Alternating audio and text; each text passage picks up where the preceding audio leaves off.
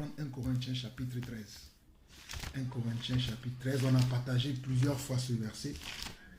Et on va le lire rapidement. C'est pour nous faire comprendre que je ne connais pas tout. Je veux avoir cette humilité devant vous encore aujourd'hui. Je ne connais pas tout. Mais par contre, il y a certaines choses que je connais, que pour moi, c'est la base, c'est le fondamental, sur lequel je ne vais pas me divaguer en allant à gauche et à droite, parce que ce sont des appuis, des repères pour moi, sur lesquels je me base. Je ne me base pas sur la pensée de quelqu'un, sur la pensée de quelqu'un d'autre, mais je me base sur ce que j'ai pu voir et découvrir dans la parole. Et je me base sur ces choses et je ne veux pas, surtout pas, aller dans un seul sens parce que j'ai vu un autre son de cloche là, ou parce que j'ai entendu. Non, je reste sur ce que les apôtres ont posé.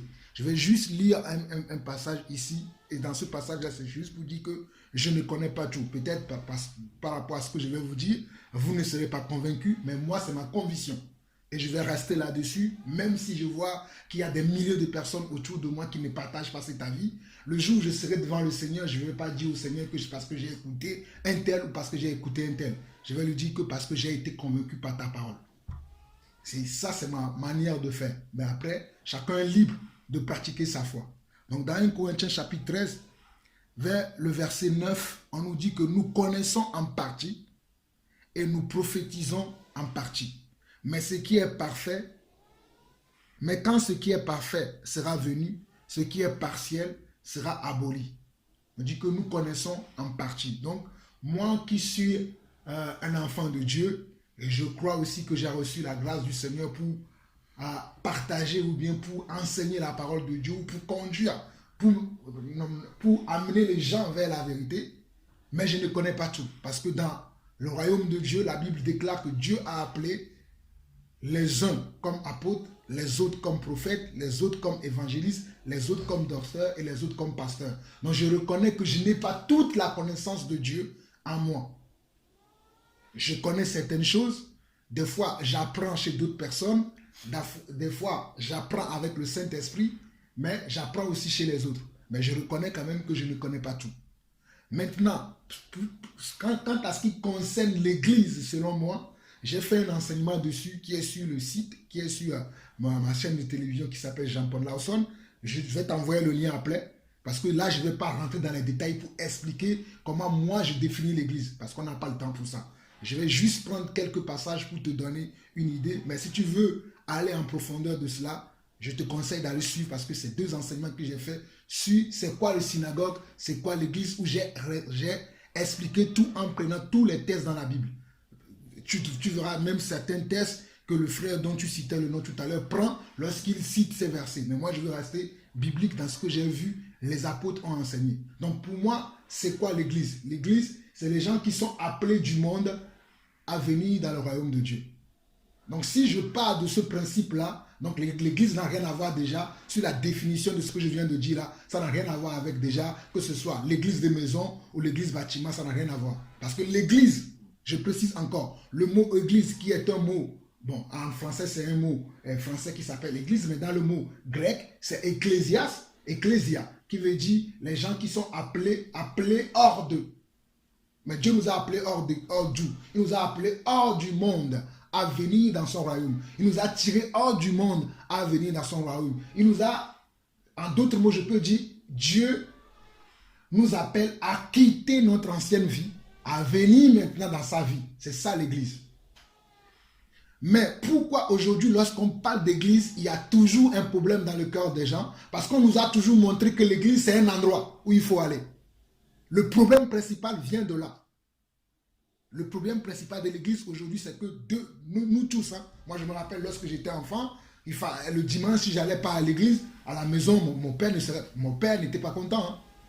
Le dimanche, je devais aller à l'église, même des fois dans la semaine, parce que mon père était un catholique très pratiquant. La raison pour laquelle il m'a même donné le prénom Jean-Paul, parce que mon père voulait que dans ma vieillesse, ou bien quand je serais devenu grand, que je devienne pape. Il me l'a dit. Parce que je me rappelle que quand j'étais petit, mon père me levait le matin pour réciter le Notre Père en latin. Je connais le Notre Père en latin. Je connais beaucoup de pratiques religieuses qu'on fait en latin, je le connais. Mais je n'aime pas trop parler de ces choses parce que ça ne sert à rien. Mais je voulais dire par là que lorsque nous tous qui sommes ici aujourd'hui, c'est que la première chose qu'on nous a dit, quand on nous parle de l'église, on nous parle d'un endroit. Alors que l'église, ce n'est pas un endroit. L'église, ce sont des personnes, ce sont des individus ou bien des personnes que Dieu a appelées à sortir du monde et à venir dans son royaume. L'église, ce sont les personnes que Dieu a appelées à quitter la vie de péché et à venir dans sa vie. L'église, c'est encore les personnes que Dieu a délivrées du monde. Je pèse bien mes mots, hein, et ce que je dis, je suis confiant dans ce que je dis. L'église, c'est les personnes que Dieu a délivrées du monde et les appelle maintenant à vivre dans son royaume. Donc l'église, pour moi, dès le départ en partant, ça n'a rien à voir avec un bâtiment, ça n'a rien à voir avec un lieu, ça n'a rien à voir avec un pays où, parce qu'il y a certains qui pensent aussi aujourd'hui que l'église, il faut aller en Israël. Donc l'église, ce n'est pas du tout ça. Maintenant, c'est quoi l'église selon moi? C'est ce que je viens de dire. C'est que Dieu appelle les gens à quitter le monde et à venir dans son royaume. Mais maintenant, quand Dieu appelle les gens, tout à l'heure, tu disais que tu ne crois pas que lorsque on sera peut-être 50, 100, 200, 1000 personnes, qu'on ne pourra plus être dans cette maison ou bien on ne pourra plus pratiquer le culte, selon 1 Corinthiens 14, verset 26 qui dit que est-ce qu'il y a quelqu'un qui a une parole, une prophétie, une langue, que tout se fasse selon l'édification, qu'on ne pourra pas le faire. Moi, je n'ai pas cette pensée-là par rapport à comment tu vois l'église. Si nous tous nous sommes appelés selon Dieu, peu importe le nombre où nous sommes, nous allons respecter la parole de Dieu. Si nous tous nous sommes appelés selon Dieu, je précise encore, si nous tous nous sommes appelés selon Dieu, peu importe la quantité de personnes que nous sommes, nous allons respecter la parole parce que c'est Dieu qui nous a appelés et que comme Dieu nous a appelés, nous allons nous soumettre à Dieu. Ça, c'est ma première façon de voir la chose. La deuxième chose aussi que je vais dire par rapport à ce sujet, c'est qu'à l'époque des apôtres, les apôtres ne faisaient pas ce que nous, on voit aujourd'hui. À l'époque des apôtres, les apôtres arrivaient à un certain moment, ils voyaient dans le nombre de personnes qui ont cru au Seigneur, ceux qui étaient capables d'enseigner. Ceux qui avaient aussi reçu le don d'enseigner. Donc du coup, au lieu de dire, moi je suis le seul apôtre, et tu as une congrégation de 2000 personnes, 10 000 personnes, 9 000 personnes à diriger, non, les apôtres ne faisaient pas ça. Ils trouvaient des personnes, ils vont faire un groupe de 50, de 20, 30. Bon, vous, c'est maintenant tel frère qui va vous diriger. Vous, c'est maintenant tel frère qui va vous diriger. Ils divisaient les gens. Mais ils arrivaient que lors d'une question importante, ils se réunissaient tous. On a un exemple typique d'Actes chapitre 15. Lorsqu'il y avait des questions cruciales où il fallait que tout le monde apporte son point de vue, là tout le monde se réunissait et chacun intervenant selon la mesure et la grâce que Dieu lui a donnée. Il va dire, bon, moi je pense sur tel sujet. Et après, il trouvait un consensus par rapport à la grâce qu'ils ont en tous. Mais le problème au milieu de nous, je crois que le frère Patrick était avec moi un jour, on était parti sur un sujet. Et c'est pour ça qu'aujourd'hui, et je dis ce que je dis, c'est le langage que moi-même. Moi, je ne fais plus ce genre de choses. C'est pour ça qu'aujourd'hui, lorsque je vois qu'il y a des réunions, on dit, bon, on va parler sur un sujet. On se dit, bon, on va tous s'asseoir pour parler. J'ai fait l'expérience plus d'une dizaine de fois où on s'est assis, on est parti, chacun avait gardé encore ses convictions. Parce que personne ne voulait se dire que non, peut-être ce que je crois c'est faux. Même si ce que tu dis, tu le prouves avec la Bible, les gens vont te dire, moi j'ai reçu la révélation, moi j'ai été fait ceci, j'ai été fait ceci. La dernière expérience que j'ai eue, je me suis dit, je ne vais plus faire ce genre de choses. Je l'ai dit à un frère qui m'avait appelé concernant un sujet du voile. Il m'a dit, on va aller s'asseoir. Je lui ai dit, frère, ce que tu me proposes là, je l'ai déjà fait maintes et maintes fois avec des frères, mais j'ai vu qu'en partant, on s'était tous partis, chacun gardait encore sa doctrine qu'il avait au point de départ. Donc, au fait, on veut juste se réunir pour que chacun vienne montrer sa connaissance. On ne vient pas dans le but de partir après avec quelque chose qui nous remette en cause. Je vais te dire quelque chose. Moi, avant, je ne baptisais pas les gens au nom de Jésus. Je te dis la vérité. J'ai baptisé même un frère. Un jour, un frère qui me respectait beaucoup, qui continue à me respecter jusqu'à aujourd'hui, qui n'habite pas à Paris, qui habite en province. Et à l'époque, je faisais des émissions sur Jésus-Christ TV et c'est là où on s'est connus. Et le frère là, je l'ai baptisé à l'époque, je l'ai baptisé au nom du Père, du Fils et du Saint-Esprit. Et selon moi, Jean-Paul Lawson, je peux te le dire encore aujourd'hui, si quelqu'un baptise quelqu'un au nom du Père, du Fils et du Saint-Esprit, c'est le baptême selon Dieu. Mais je connais des gens aujourd'hui qui vont dire que non, les apôtres ont baptisé au nom de Jésus parce qu'ils ne comprennent pas l'évangile. Pour moi, Jésus-Christ étant lui-même le Père, étant lui-même le Fils, étant lui-même le Saint-Esprit, qu'on baptise quelqu'un soit au nom de Jésus ou soit au nom du Père, du Fils, c'est la même chose. Ce n'est pas ça, c'est encore un autre point. Juste pour te dire qu'il y a des points où les gens, ça crée toujours des divergences dans le corps du Christ. Mais moi, je fais attention à ne plus être en scandale. Oui, moi, je crois ceci, je crois ceci. Non. Je vais suivre ce que la Bible dit. Maintenant, pour l'exemple de ce frère-là, je l'ai baptisé au nom du Père, du Fils et du Saint-Esprit. Après, le frère m'a appelé pour me dire que non, il y a des gens qui disent que le baptême au nom du Père, du Fils et du Saint-Esprit n'est pas d'actualité parce que quand Jésus avait parlé aux apôtres comme ça, ils n'avaient pas compris. Quand ils ont compris, ils baptisaient les gens au nom du Seigneur. Mais quand je lis la Bible, quand je lis les passages dont on parle du baptême dans le Nouveau Testament, les apôtres ne prononçaient pas la formule, c'est-à-dire les passages qu'on lit dans la Bible, on ne voit pas, ce n'était pas la formule du baptême qu'ils disaient. Ils disaient en quel nom ils faisaient, c'est-à-dire sur quelle autorité ils font le baptême, c'est ce qu'ils disent selon ma compréhension des versets dans lesquels on trouve baptême au nom de Jésus. Pour moi, je trouve que ce que les apôtres disent, ils disent, je fais ce baptême-là au nom de qui? Au nom de Jésus, parce que c'est Jésus qui m'a envoyé le faire. C'est ce que moi je comprends. Mais d'autres pensent que la formule, c'est au nom de Jésus. Bon, pour ne pas que cela devienne une polémique, lorsque le frère m'a parlé comme ça, j'ai dit, mon frère, si tu veux refaire le baptême au nom de Jésus, moi je suis encore disponible, tu viens et je vais te faire le baptême au nom de Jésus. Comprends ce que je suis en train de dire? Donc du coup, depuis ce jour-là, cette question m'a trotté seulement la tête, que je suis allé prier, j'ai prié le Seigneur, j'ai dit, Seigneur, moi je crois que quelqu'un qui baptise au nom du Père, du Fils et du Saint-Esprit, c'est Dieu. C'est la même chose. Je crois que celui qui baptise au nom de Jésus aussi, c'est toi. Parce que le Saint-Esprit, le Père, le Fils et le Saint-Esprit, c'est toi. Que dois-je faire? J'ai prié, j'ai demandé au Seigneur. Le Seigneur m'a dit, avec la sagesse, pour que cela ne soit plus de réunion, oui, moi je baptise au nom de Jésus, toi tu baptises au nom du Père, baptise aussi les gens au nom de Jésus, parce que tu sais que moi, Jésus, je suis le Père, le Fils et le Saint-Esprit. Donc moi, quand je vais baptiser au nom de Jésus. Mais si je vois quelqu'un baptisé au nom du Père, du Fils et du Saint-Esprit, je ne vais pas faire comme certains qui vont prendre une caméra tout de suite, vidéo. Top, oui, je vois un tel frère, il baptise le nom au nom. Vous tous qui avez reçu le baptême au nom du Père, du Fils et du Saint-Esprit, ce n'est pas le baptême selon le Seigneur, je ne ferai jamais ça. Bon, ça c'est un autre sujet qui n'avait rien à voir avec ce sujet, mais je ne sais pas pourquoi j'en ai parlé. C'est juste pour te dire qu'il faut qu'on fasse attention par rapport à ce qu'on dit. Hier, je parlais avec mon épouse par rapport à certaines expériences ou bien certaines épreuves que nous vivons dans notre couple et dans notre vie personnelle aussi avec le Seigneur. Je lui disais que faisons attention par rapport à ce qu'on enseigne, par rapport à ce qu'on dit. Bon, mon épouse n'enseigne pas bien sûr, mais j'ai dit quand même, parce que des fois il y a des frères, des soeurs qui peuvent l'appeler, peu de conseils. Je lui dis beaucoup, je dis faisons attention à ce que nous disons aux gens. Et moi je suis quelqu'un, j'aime apprendre de mes erreurs. Et je vous l'ai souvent dit que j'ai beaucoup fait d'erreurs dans le passé. Et aujourd'hui, je ne veux pas reproduire des erreurs sur des erreurs parce que je ne prends pas le temps de voir, oui, hier j'ai fait ça, j'ai fait ça. Est-ce que ce que j'ai fait, est-ce que c'est bon? Ça, c'est un problème que les gens qui prêchent la parole, ils ont aujourd'hui. Ils ne s'assoient pas des fois pour se dire, mais c'est quoi le problème? J'ai fait ça, j'ai fait ça. Les gens me reprochent telle chose. Est-ce qu'ils ont raison? Est-ce qu'ils ont tort? On n'a pas ce recul-là des fois pour rentrer à soi-même pour se poser cette question. Et on continue dans le mauvais chemin. Ce n'est pas bien.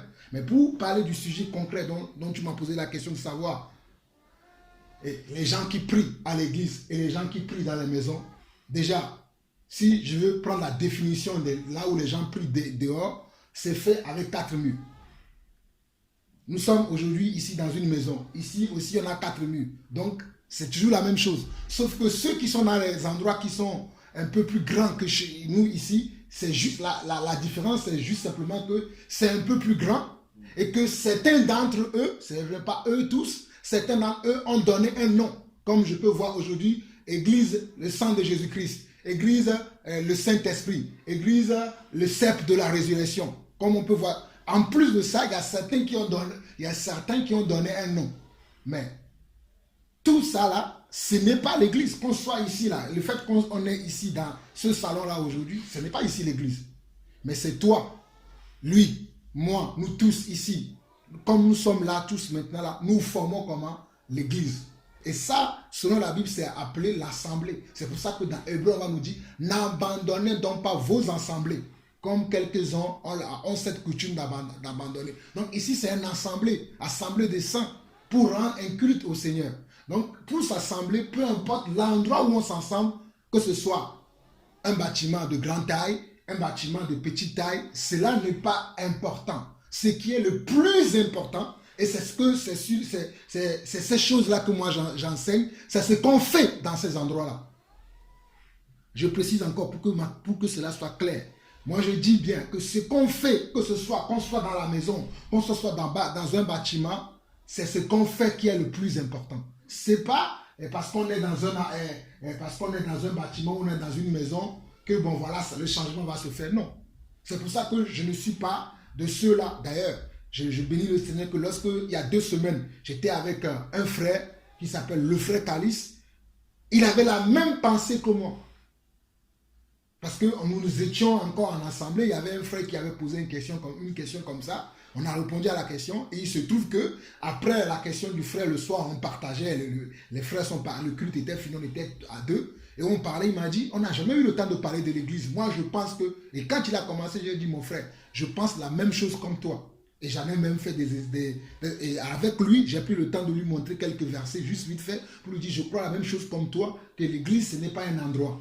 Et d'ailleurs, je donnais un témoignage un jour à frère Patrick, que des fois, avant dans le passé, étant encore dans cette mentalité que non, moi comme je prie à la maison aujourd'hui, je n'ai rien à voir avec les églises bâtiments. Lorsqu'on m'invitait dans les églises bâtiments, je n'y allais pas. Je ne sais pas si je t'avais déjà parlé de ça. Je n'y allais pas, je me rappelle. Je disais même aux gens, j'avais une certaine arrogance. Oh Seigneur, que le Seigneur me pardonne cela. Et je crois que le Seigneur m'a pardonné parce que je n'ai plus cette attitude-là aujourd'hui. J'avais une certaine arrogance, je me voyais même au-dessus de ces gens-là. Je dis, si moi je dois venir dans votre église, si je viens, le pasteur doit s'asseoir, et la chorale doit s'asseoir, tout le monde doit s'asseoir, et moi je vais parler. Et dès que je parlais comme ça aux gens, certains étaient choqués, ils étaient choqués, et des fois même, l'invitation ne venait plus. Bon, je ne me suis jamais posé là-dessus, mais un jour, quand je voulais moi-même, comme je dis, moi j'aime toujours chercher moi-même la réponse dans la Bible, je me suis dit, je vais étudier l'église pour savoir ce que Dieu parle, ce que Dieu dit de l'église. Et c'est quand je faisais cette étude-là que j'ai compris que non. J'étais dans l'erreur de penser que le fait que je prie à la maison, que je suis mieux que les autres, ou bien le fait que je reconnais aujourd'hui que l'église de Dieu ne doit pas avoir un nom, parce que l'église de Dieu doit simplement s'appeler église de Dieu ou église de Jésus-Christ, mais ne doit pas porter de nom comme on voit aujourd'hui, église adventiste, église ceci, église cela. Mais que c'est Dieu qui doit être au centre de cette église-là. J'ai compris que, maintenant si quelqu'un est là en regardant, lorsque je faisais cette recherche-là, j'ai vu que l'apôtre Paul, qui est une icône pour moi, était quelqu'un qui allait beaucoup dans les synagogues et qui allait dans le but de faire quoi? De transformer les gens qui sont dans les synagogues. Pas de leur dire, fermez la porte de votre synagogue et suivez-moi. J'ai beaucoup de passages dans la Bible que je peux lire pour te montrer que ce que je dis c'est ça. L'apôtre Paul, lorsqu'il allait dans les synagogues, ce n'est pas pour dire aux gens, bon ok, je viens maintenant, fermez la porte de votre synagogue et suivez-moi. Ce n'est pas comme ça qu'il faisait. Il allait dans la synagogue, il suivait comme les gens.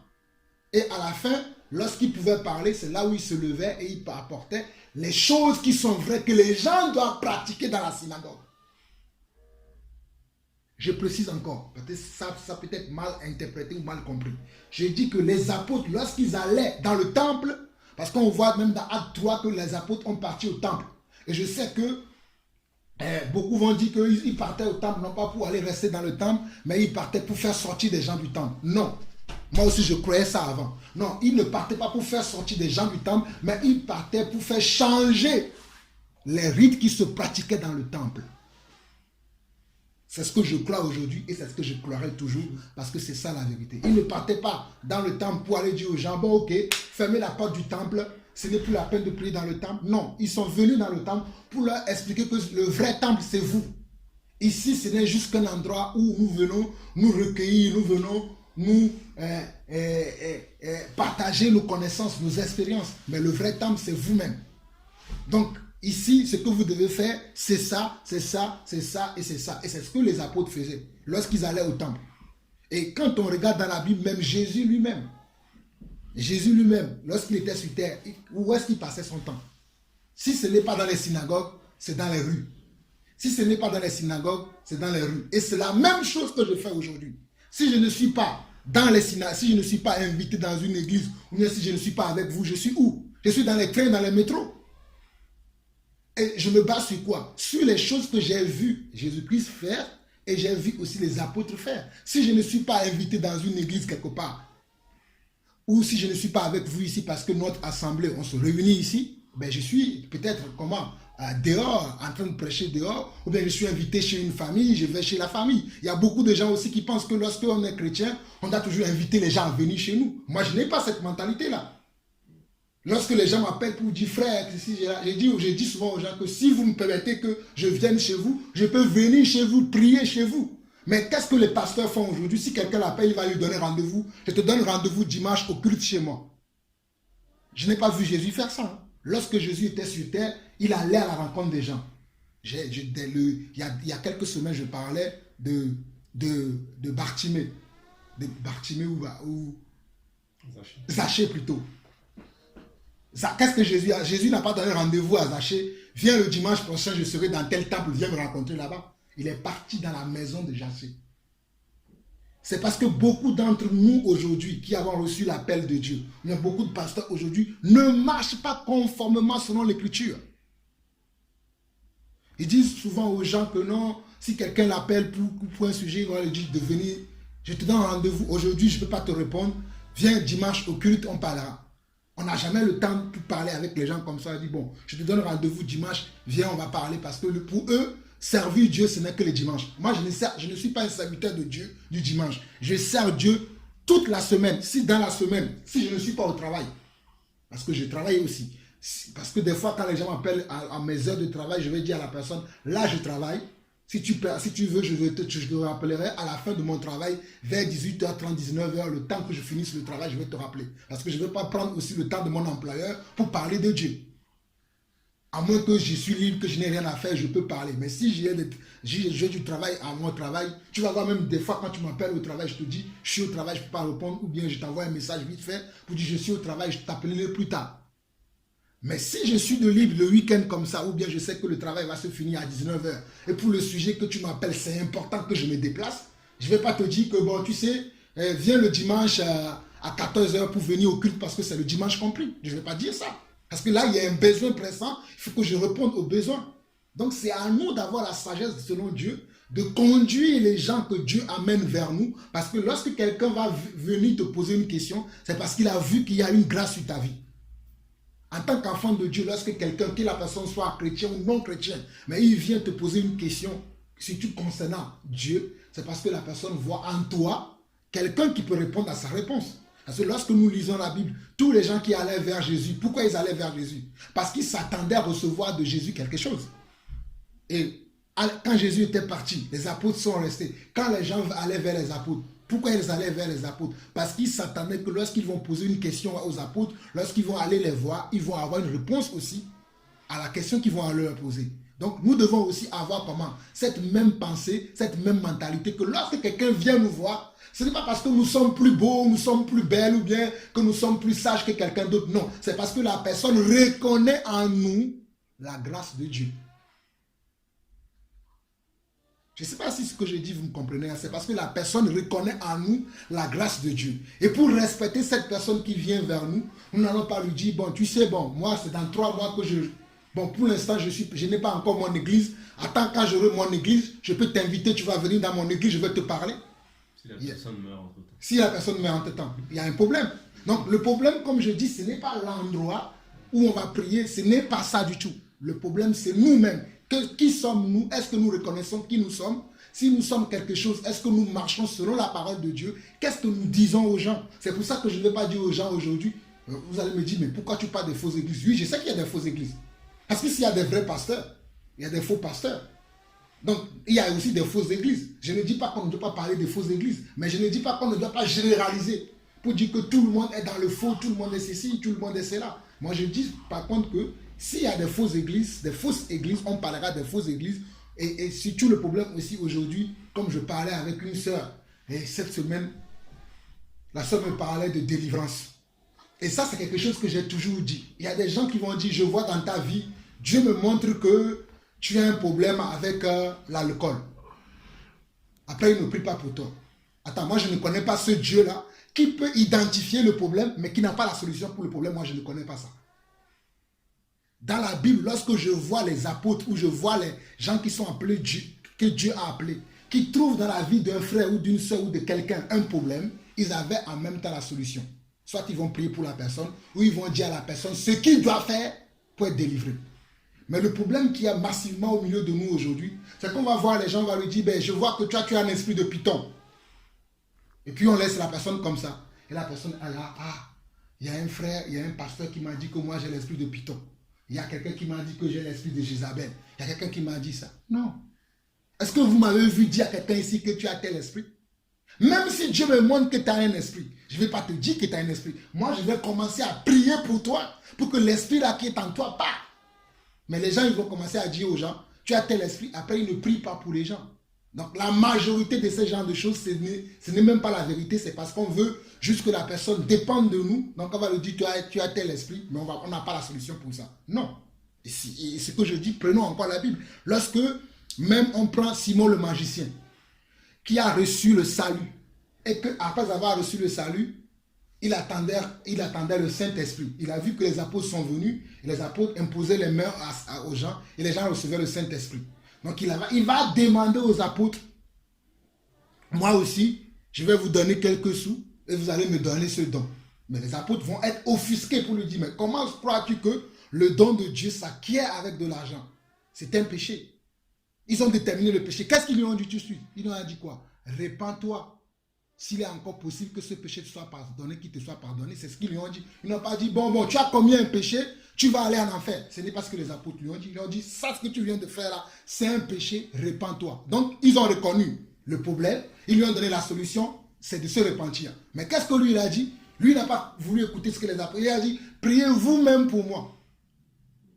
Comme je disais à une soeur cette semaine que moi, je ne suis pas de ces genres de personnes qui pensent que bon, pour avoir la délivrance, il faut prier. Non, la délivrance vient lorsqu'on accepte Jésus et lorsqu'on accepte Jésus, qu'on se repent de tous ses péchés, on confesse tous ces péchés, là on est délivré. Parce qu'on le voit dans la parole, Colossiens nous dit qu'il nous a délivrés. Ce n'est pas qu'il va attendre à nous délivrer. Mais il y a un phénomène de spectacle aujourd'hui dans l'église qu'on voit les gens, on dit je vois l'esprit de Python en toi. Les gens commencent à rouler de gauche à droite. On voit les pasteurs qui font même des sectes. Quand le pasteur va à gauche, la personne aussi va à gauche. Quand le pasteur va à droite, la personne aussi va à droite. Si le pasteur va derrière, la personne aussi va derrière.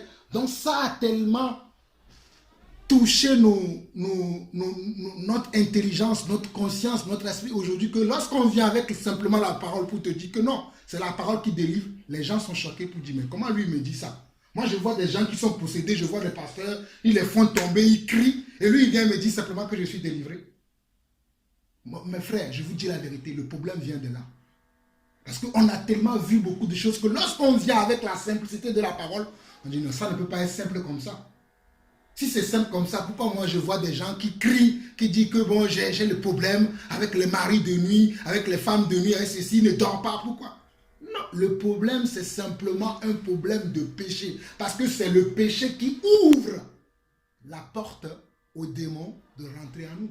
Et d'ailleurs, Jésus lui-même, il en a donné comment? Le carnaval, la marche, de par rapport à comment un chrétien peut passer normalement un chrétien ne peut pas passer à une étape de possession. C'est impossible. Mais le cas où cela peut arriver, c'est quand tu es chrétien. Et tu es devenu un enfant de Dieu, tu es devenu disciple du Christ. Mais tu laisses encore des portes ouvertes dans ta vie. La Bible dit quoi? Que lorsqu'un démon est chassé de ta vie, parce que ça se fait quand? Ça se fait le jour de notre renaissance, lorsque nous devenons enfants de Dieu, selon Colossiens bien sûr. Ben, Dieu nous délivre de tous ces démons qui nous habitaient avant. Tous ces esprits qui nous habitaient avant, Dieu nous délivre de ça. Mais ces esprits, quand ils vont partir, ils ne vont pas partir loin, ils vont rester à côté. Ils vont nous attendre au carrefour. pour voir si nous, là, qui avons dit que oui, moi qui étais fornicateur avant, moi qui étais menteur avant, moi qui étais ceci, si nous allons rester toujours dans cette direction. Donc, il reste au carrefour. Il voit, toi qui avais dit ça hier, tu regardes une fille, tu commences à la convoiter. Ah, il dit, le frère là, il m'a abandonné, mais il ne m'a pas vraiment abandonné, il reste, il te guette. Tu vas consommer. Là, il dit, il va appeler ses voisins. Regarde, lui là, il nous a permis de venir encore le faire tomber encore. Jusque-là, tu n'as pas encore, ce n'est pas encore grave. Tu peux encore te repêcher dans cet état. C'est un exemple que je prends, hein, il y a plusieurs exemples. Même dans cet état, tu peux encore te repêcher. Comment tu vas te repêcher? C'est aller devant Dieu, parce que 1 Jean nous le dit. Si nous avons péché, quoi? Il est juste et fidèle pour nous les pardonner, confessons nos péchés. Même jusqu'à ce stade-là, Dieu peut encore te pardonner si tu es sincère et tu te répands. Je ne dis pas que si tu es... Les gens pensent que la sincérité ou bien la repentance, c'est juste d'avoir un regret. Le fait d'avoir un regret, ce n'est pas de la repentance. Parce que les gens sont tellement dans les sentiments, et d'ailleurs, toi-même tu l'as écrit, toi Pierre-Yves, dans notre prospectus là, que nous distribuons souvent aux gens, toi-même tu as écrit une phrase là-dedans comme ça qui parle de la repentance, ce n'est pas d'avoir du regret. La repentance, c'est de savoir vraiment qu'on a vraiment péché contre Dieu et qu'on se voit vraiment en tant que pécheur. Qu'on a notre conscience qui nous accuse qu'on a péché. Ce n'est pas le fait d'avoir juste un regret et puis demain reproduire la... Non, la vraie repentance, c'est que lorsque tu reconnais ton état de pécheur, que tu manques toujours la cible. Tu manques toujours la volonté de Dieu. C'est ça la vraie repentance. Une fois que tu vas faire ça, ben c'est bon. Les démons là, qui te voyaient, qui te disaient, ah, voici, parce qu'on dit que là où il y a le miel, ça semble quoi? Ça semble les fourmis. Et là où il y a un cadavre, c'est là où ça semble aussi les vautours. Donc, quand tu as commis le péché, eux, ils se préparaient pour venir. Le démon de la fornication, là, il va dire, bon, on va aller prendre le démon de l'adultère, il va chercher tous les autres esprits. Même le démon du suicide. Parce que je t'assure, il y a des gens qui ont forniqué et qui après sont partis suicider. Parce qu'ils n'ont pas pu comprendre que non, ce n'est pas fini pour eux, qu'ils peuvent encore aller devant le trône de Dieu et demander pardon. Mais tout de suite, ils sont restés comme ça dans cet état parce que le démon de la condamnation qui va venir, bon, tu viens de pécher, tu es condamné. Dieu ne peut plus rien faire pour toi. Mais non, toi, tu dois savoir dire non à ces démons que, bon, je ne dis pas, ce n'est pas une porte ouverte que j'ouvre maintenant, bon, on va aller pécher. Après, on va dire, bon, Jésus-Christ est là, je vais demander pardon. Ce n'est pas ce que je suis en train de dire. Je suis en train de dire qu'en général, avant d'arriver à cette étape de possession, c'est parce qu'on a raté des étapes dans notre marche avec le Seigneur. Et les étapes qu'on rate, c'est selon la parole de Dieu que Jésus-Christ, ça ce n'est même pas moi qui le dis, c'est Jésus lui-même qui a dit que lorsqu'un démon est chassé de la vie de quelqu'un, le démon il parle. Mais quelques temps après, il revient pour voir si là où on l'a chassé, si la maison est toujours propre. La maison c'est quoi? C'est nous. Est-ce que notre maison, le jour là où on a reçu Christ, on a prié pour nous, nous-mêmes nous avons commencé à prier et que notre esprit commence à s'attacher à Dieu, est-ce que nous sommes toujours attachés à Dieu? C'est ce que les démons vont toujours chercher dans notre vie. Et croyez-moi, tous les démons que nous avons laissés, ils attendent ça tous les jours. Quand tu sors, ils te voient. Quand tu reviens, ils te voient. Quand tu regardes, partout où tu vas, eux, ils te voient. La seule occasion qu'ils cherchent, c'est que tu rates la cible et qu'ils reviennent. Ce n'est pas moi qui ai inventé, c'est dans la parole. Donc, lorsque tu vas rater et qu'ils vont revenir, comme selon ce que la Bible dit, la Bible dit qu'ils ne vont pas revenir, il ne va pas revenir comment? Seul. Mais il va aller chercher de la compagnie pour venir comment? T'écraser tout de suite.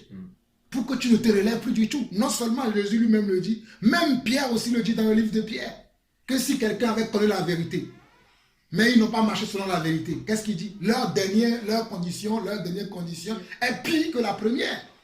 Donc c'est dans la seule condition où en tant qu'enfant de Dieu, je peux dire que quelqu'un qui est enfant de Dieu peut devenir dans cet état-là, c'est lorsque la personne ne se repent pas de ses péchés, n'a pas une conscience lorsqu'il pêche. Et tout ça là, il y a un processus. Normalement, un enfant de Dieu, lorsque tu as un péché, tu le sens que, ah, là j'ai péché. Moi, il m'arrive même juste de parler à ma femme. Hein. Je parle et là, le Seigneur vient me reprendre, me dit non, tu as mal parlé à ta femme. Je ne te mens pas.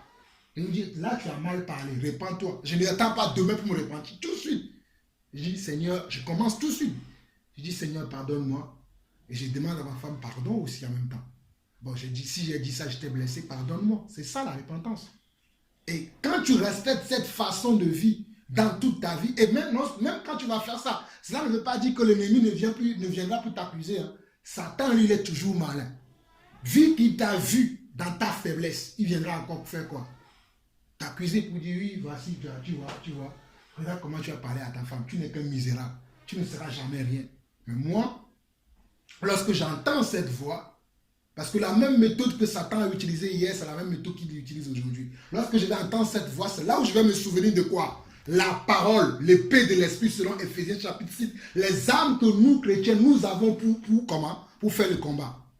Lorsque là, je vais attendre Satan comme ça, je vais dire non. Selon la parole, il est écrit que lorsque nous confessons nos péchés, il est juste et fidèle pour nous les pardonner. Donc Satan, retire-toi de moi. Je crois que mes péchés que j'ai confessés à Dieu, il me les a pardonnés. Je suis enfant de Dieu. Tu n'as aucun pouvoir sur moi. Mais si je reste dans cet état, oui, je ne suis moins que rien. C'est vrai, c'est l'enfer qui m'attend. Et lui, il a gagné. Bon, dans ce moment-là, il peut te dire, va te suicider, comme il a fait avec Judas. Et Judas est parti se suicider. N'oubliez pas que Judas avait péché. Pierre aussi avait péché. Mais parmi les deux, qui a eu la bonne attitude? Pierre est parti se repentir après. Il a continué la marche. Mais beaucoup d'entre nous aujourd'hui, lorsque nous péchons, nous restons dans l'état de péché. Nous ne pensons pas à l'état de comment aller se repentir et continuer la marche. Pour lui, il a péché. Tous les deux, Jésus avait dit, je connais la personne qui devait me livrer. Tous ils ont dit non, c'est moi, non. Judas lui-même a dit non, ce n'est pas moi. Mais il est parti après livrer le Seigneur. De la même manière, Pierre aussi avait dit à Jésus, le jour où on va t'attraper, je serai avec toi jusqu'à la mort. Jésus lui a dit non.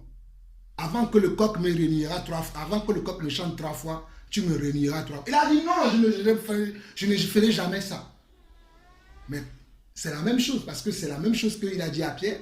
C'est la même chose qu'il a dit à Judas. Et les mêmes choses se sont arrivées aux 2 personnes. Mais parmi les 2 personnes, il y a une seule personne qui a reçu que Jésus, en plus de sacrifice qu'il a fait, il est d'abord amour. Jésus ne cherche pas tout de suite à condamner.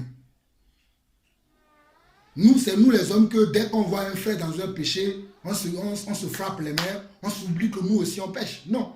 Moi, je ne suis pas là pour voir, quand je vois le péché dans la vie d'un frère, me frapper les mains tout de suite. Non. Je vais aller avertir le frère. Frère, ce que tu as fait là, c'est un péché. Si le frère reconnaît, gloire à Dieu. S'il ne reconnaît pas, je vais commencer à prier pour lui.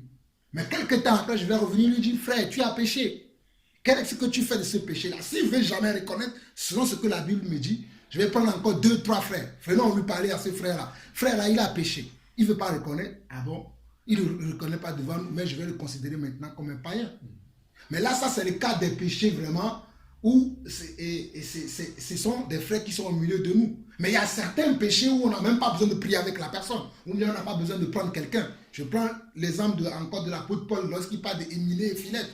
Ou bien lorsqu'on parle de Diotrephe. Avec Diotrephe, on ne va pas aller appeler l'église pour dire allons parler à Dieu. Parce que son cœur a déjà changé. C'est pour ça que pour certains types de personnes, je ne vais pas appeler maintenant Patrick ou bien je ne vais pas appeler un frère pour dire bon venez, on va aller. Parce que je sais que même si on fait ça, il est déjà sur le mauvais chemin. On ne peut rien faire pour lui. Donc on le laisse. Au moment convenant, Dieu va rendre à chacun d'entre nous. Donc c'est pour cela que nous devons faire attention par rapport à comment nous jugeons les gens. Et je dis, parce que nous parlons ensemble, vous allez dire, qu'est-ce que l'église a avec tout ça? Nous parlons de l'église, mais tout ce que je viens de dire là, ça a un rapport avec l'église. La délivrance, tout ça, ça a un rapport avec l'église. Maintenant, je reviens sur le mot église dont tu m'as posé la question. L'église veut dire, comme je l'ai dit dès le départ, que ce sont les gens que Dieu a appelés du monde à venir dans son royaume. Maintenant, quand Dieu nous a appelés du monde à venir dans son royaume, Dieu veut maintenant que nous marchions selon sa parole. Ok. Comme Dieu veut que nous marchions selon sa parole, peu importe ce que moi j'attends de gauche à droite, je dois marcher toujours selon sa parole. Si je ne connais pas sa parole, je dois prendre le temps d'étudier sa parole. Parce que dans le livre de 2 Pierre chapitre 1, on nous dira d'ajouter à notre foi quoi?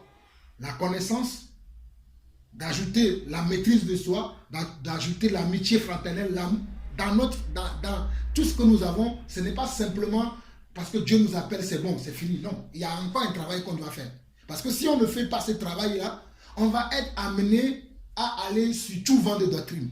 On va être amené à être influencé par tout vent de mots qu'on entend. Si c'est là maintenant, je vais là. Si c'est là maintenant, non. Il faut quand même qu'à un moment donné, si Dieu nous appelle, que nous nous asseyons pour écouter Dieu, soit nous pouvons le faire nous-mêmes grâce au Saint-Esprit, parce que la Bible dit que l'onction que vous avez reçue, et cette onction c'est quoi? Le Saint-Esprit, il vous enseignera toutes choses.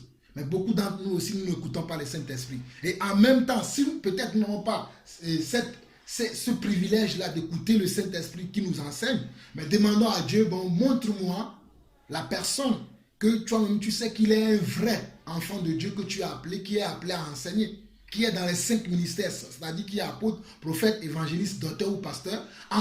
Dirige-moi vers cette personne afin que la personne m'enseigne ta parole.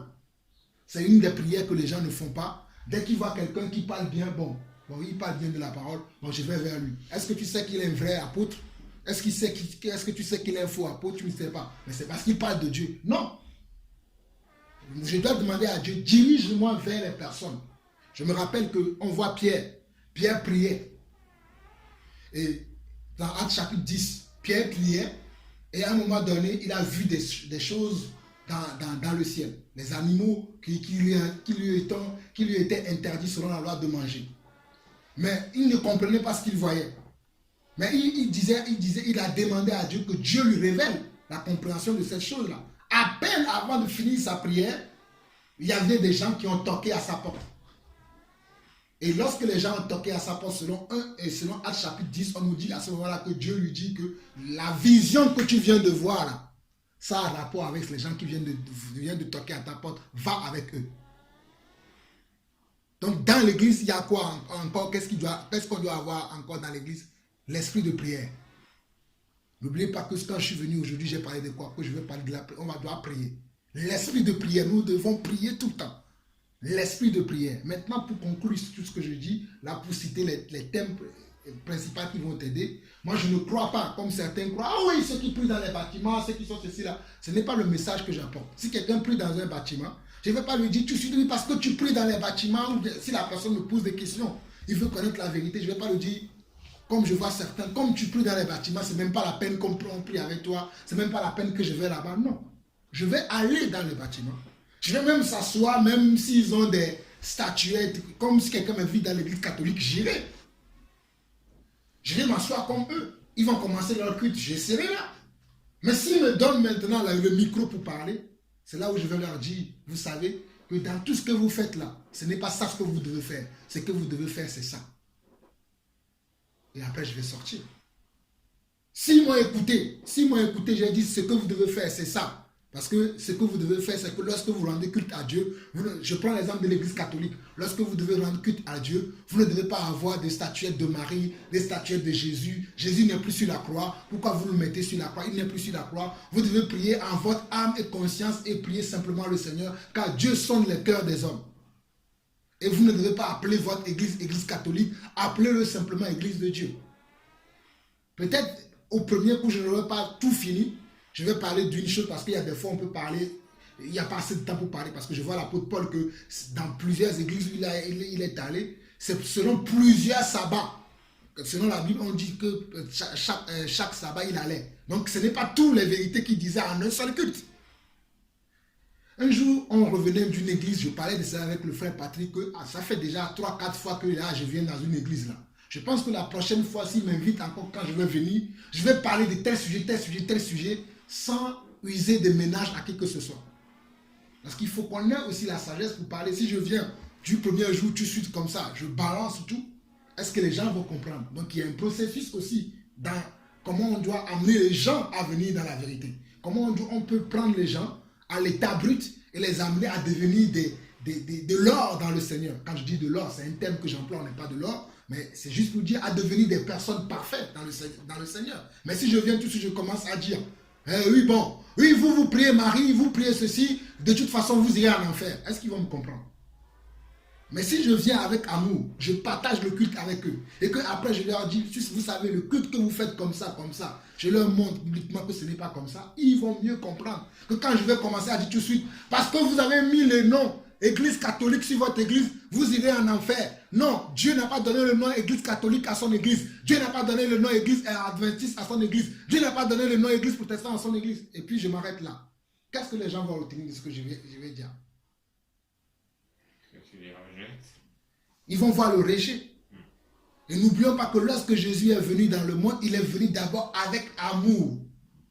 Et ce que je dis, frère, je te le dis sincèrement, j'étais comme ça avant. Je ne te mens pas, je ne vais pas te dire que je suis... Non, j'étais comme ça avant, je faisais les mêmes choses comme tout le monde. Oui, vous êtes comme ça, vous allez... Mais j'ai appris avec du Seigneur que ce n'est pas comme ça qu'on change les gens.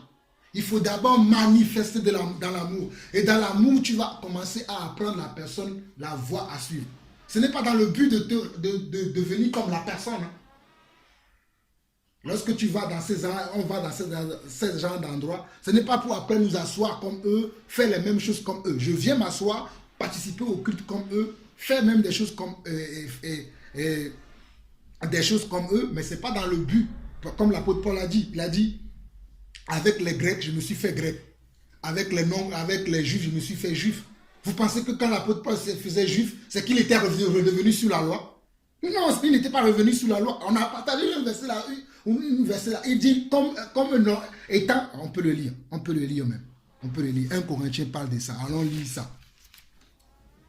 Comme ça, on va comprendre ce que je suis en train de dire. Parce que c'est là où il y a beaucoup de problèmes et on ne comprend pas. On va dire, oui, moi je ne fais pas ceci, je ne fais pas cela. Et c'est dans 1 Corinthiens chapitre 9. Hein.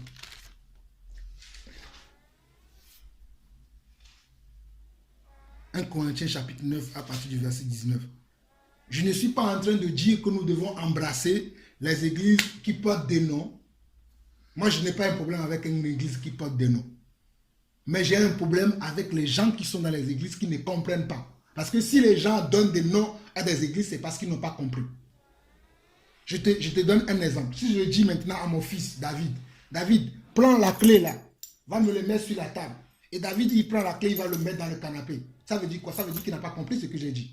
Je ne sais pas si vous comprenez ce que je dis. Je dis, David, prends la clé, mets-la sur la table. Il prend la clé, il va le mettre là dans le canapé. Ça veut dire que David n'a pas compris. Donc il faut que je lui dise, David, non, je n'ai pas dit de mettre la clé dans le canapé, mais tu dois le mettre sur la table. Ou bien, je t'ai dit de prendre la clé et va la jeter dans la poubelle. C'est ce que j'ai dit. Si je lui ai dit, j'ai dit, jette-moi la clé dans la poubelle. Donc c'est la même chose avec les gens qui donnent des noms à des églises. Certains n'ont pas compris, mais d'autres, eux, ce ne sont même pas des envoyés de Dieu. Eux-mêmes, ils se sont dit, comme parce que dans toutes les églises qui sont faux, il y a certains, eux-mêmes, ils se sont dit, ah, puisque maintenant, pour devenir riche, il faut créer une église. Eux-mêmes, ils se lèvent, ils disent, bon, moi aussi, je vais créer une église. Ils se cherchent un nom, ils donnent un nom. Eux, on ne peut même pas les changer. Ceux-là, là, je les connais. Je ne vais même pas chercher à aller leur parler.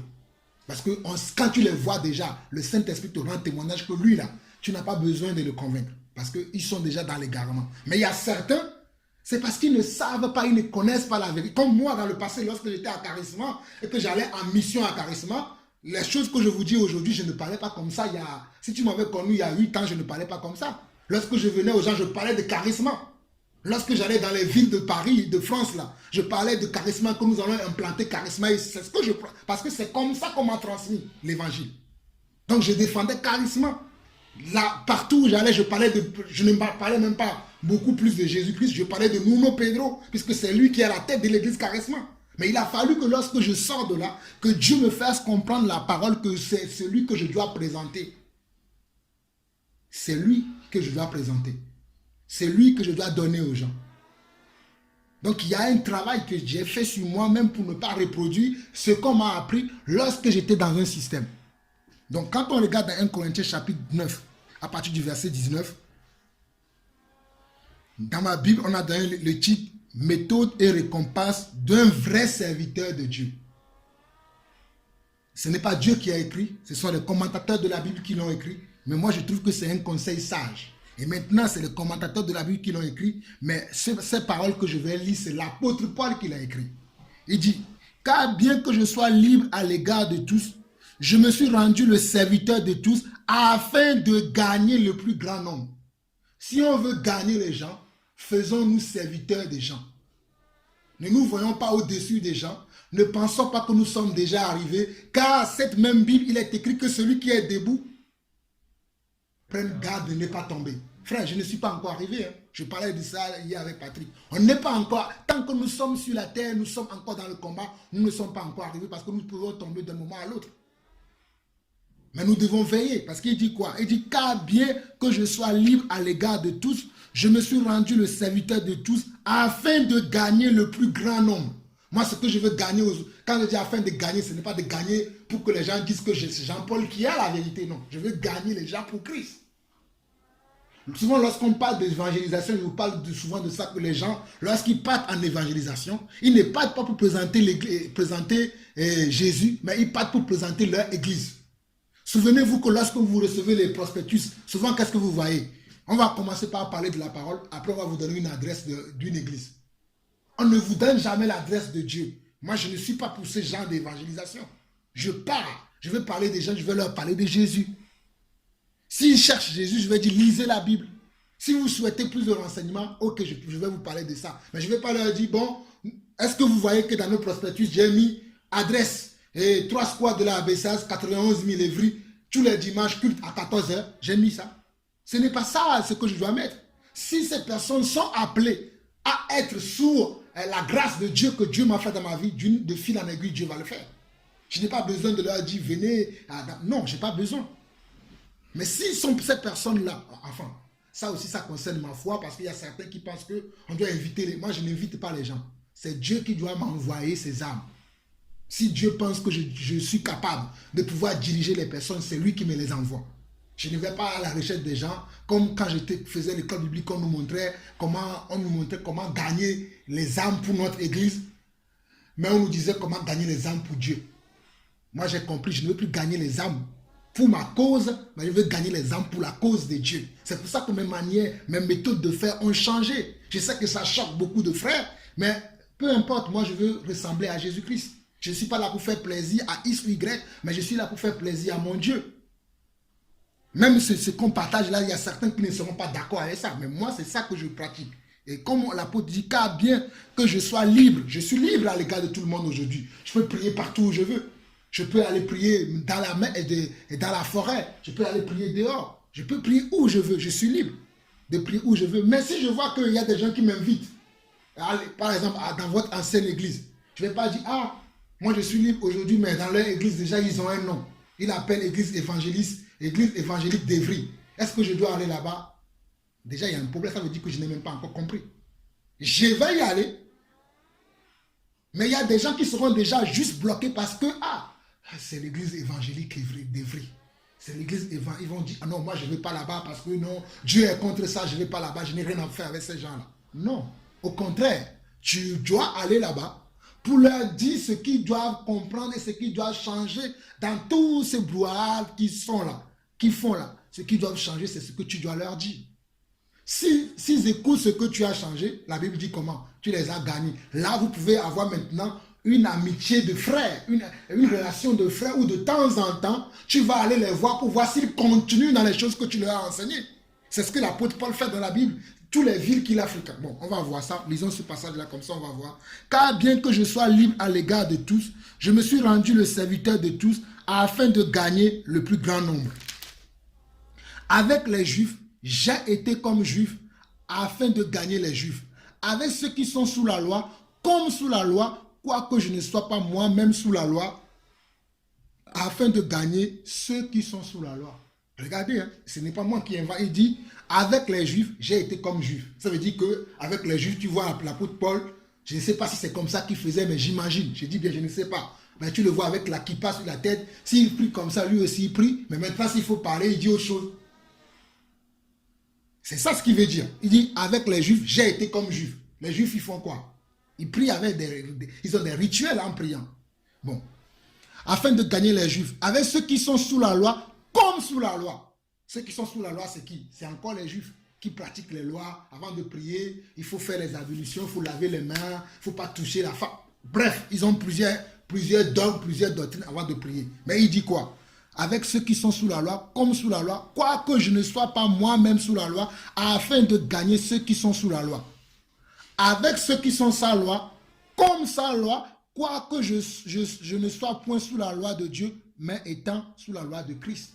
Dit ceux qui sont sans loi, ceux qui sont dans le monde aujourd'hui, qui disent, bon, nous ne sommes pas chrétiens, nous ne sommes pas ceci, mais nous sommes de la nature. L'apôtre Paul, il peut encore parler avec ces gens-là. Dans quel sens? Il va venir leur parler, il ne va pas dire tout de suite que, bon, moi, je crains Dieu, je ne mens pas, je ne tue. Il vient, il va faire comme eux, mais avant de parler, il sait que dans sa conscience, il ne peut pas marcher comme ces gens-là. C'est ça ce qu'il veut dire. Parce qu'il dit, quoique je ne sois point sans loi de Dieu, étant sous la loi de Christ, afin de gagner ceux qui sont sans loi. Donc, nous allons vers les gens, non pas pour être comme des gens, mais pour que les gens reviennent dans le droit chemin du Seigneur. Donc, c'est ça le rôle les réunions chrétiennes, les réunions qu'on fait là, que nous faisons là. Le but de ces réunions, c'est quoi? C'est que chacun d'entre nous puisse marcher selon quoi? Selon la volonté de Dieu. Donc, peu importe le lieu où nous sommes, le but de ces réunions, le but de ce genre de choses, c'est que chacun d'entre nous puisse connaître Dieu et marcher selon sa volonté. Et ceux qui pensent que ne pas aller dans les synagogues, je vais prendre maintenant Actes et je vais rester que dans le livre de Actes maintenant. Et il y a aussi, bon, prenons même Matthieu chapitre 6. Il y a encore beaucoup d'autres versets, mais comme j'ai dit, je ne vais pas trop rester là-dessus, mais je vais prendre quand même deux, trois versets du Nouveau Testament où Jésus lui-même parle des synagogues. Déjà dans Matthieu chapitre 6, je prends Matthieu chapitre 6 parce qu'il y a beaucoup de choses que Jésus explique dans Matthieu chapitre 6. C'est très important. Matthieu chapitre 6.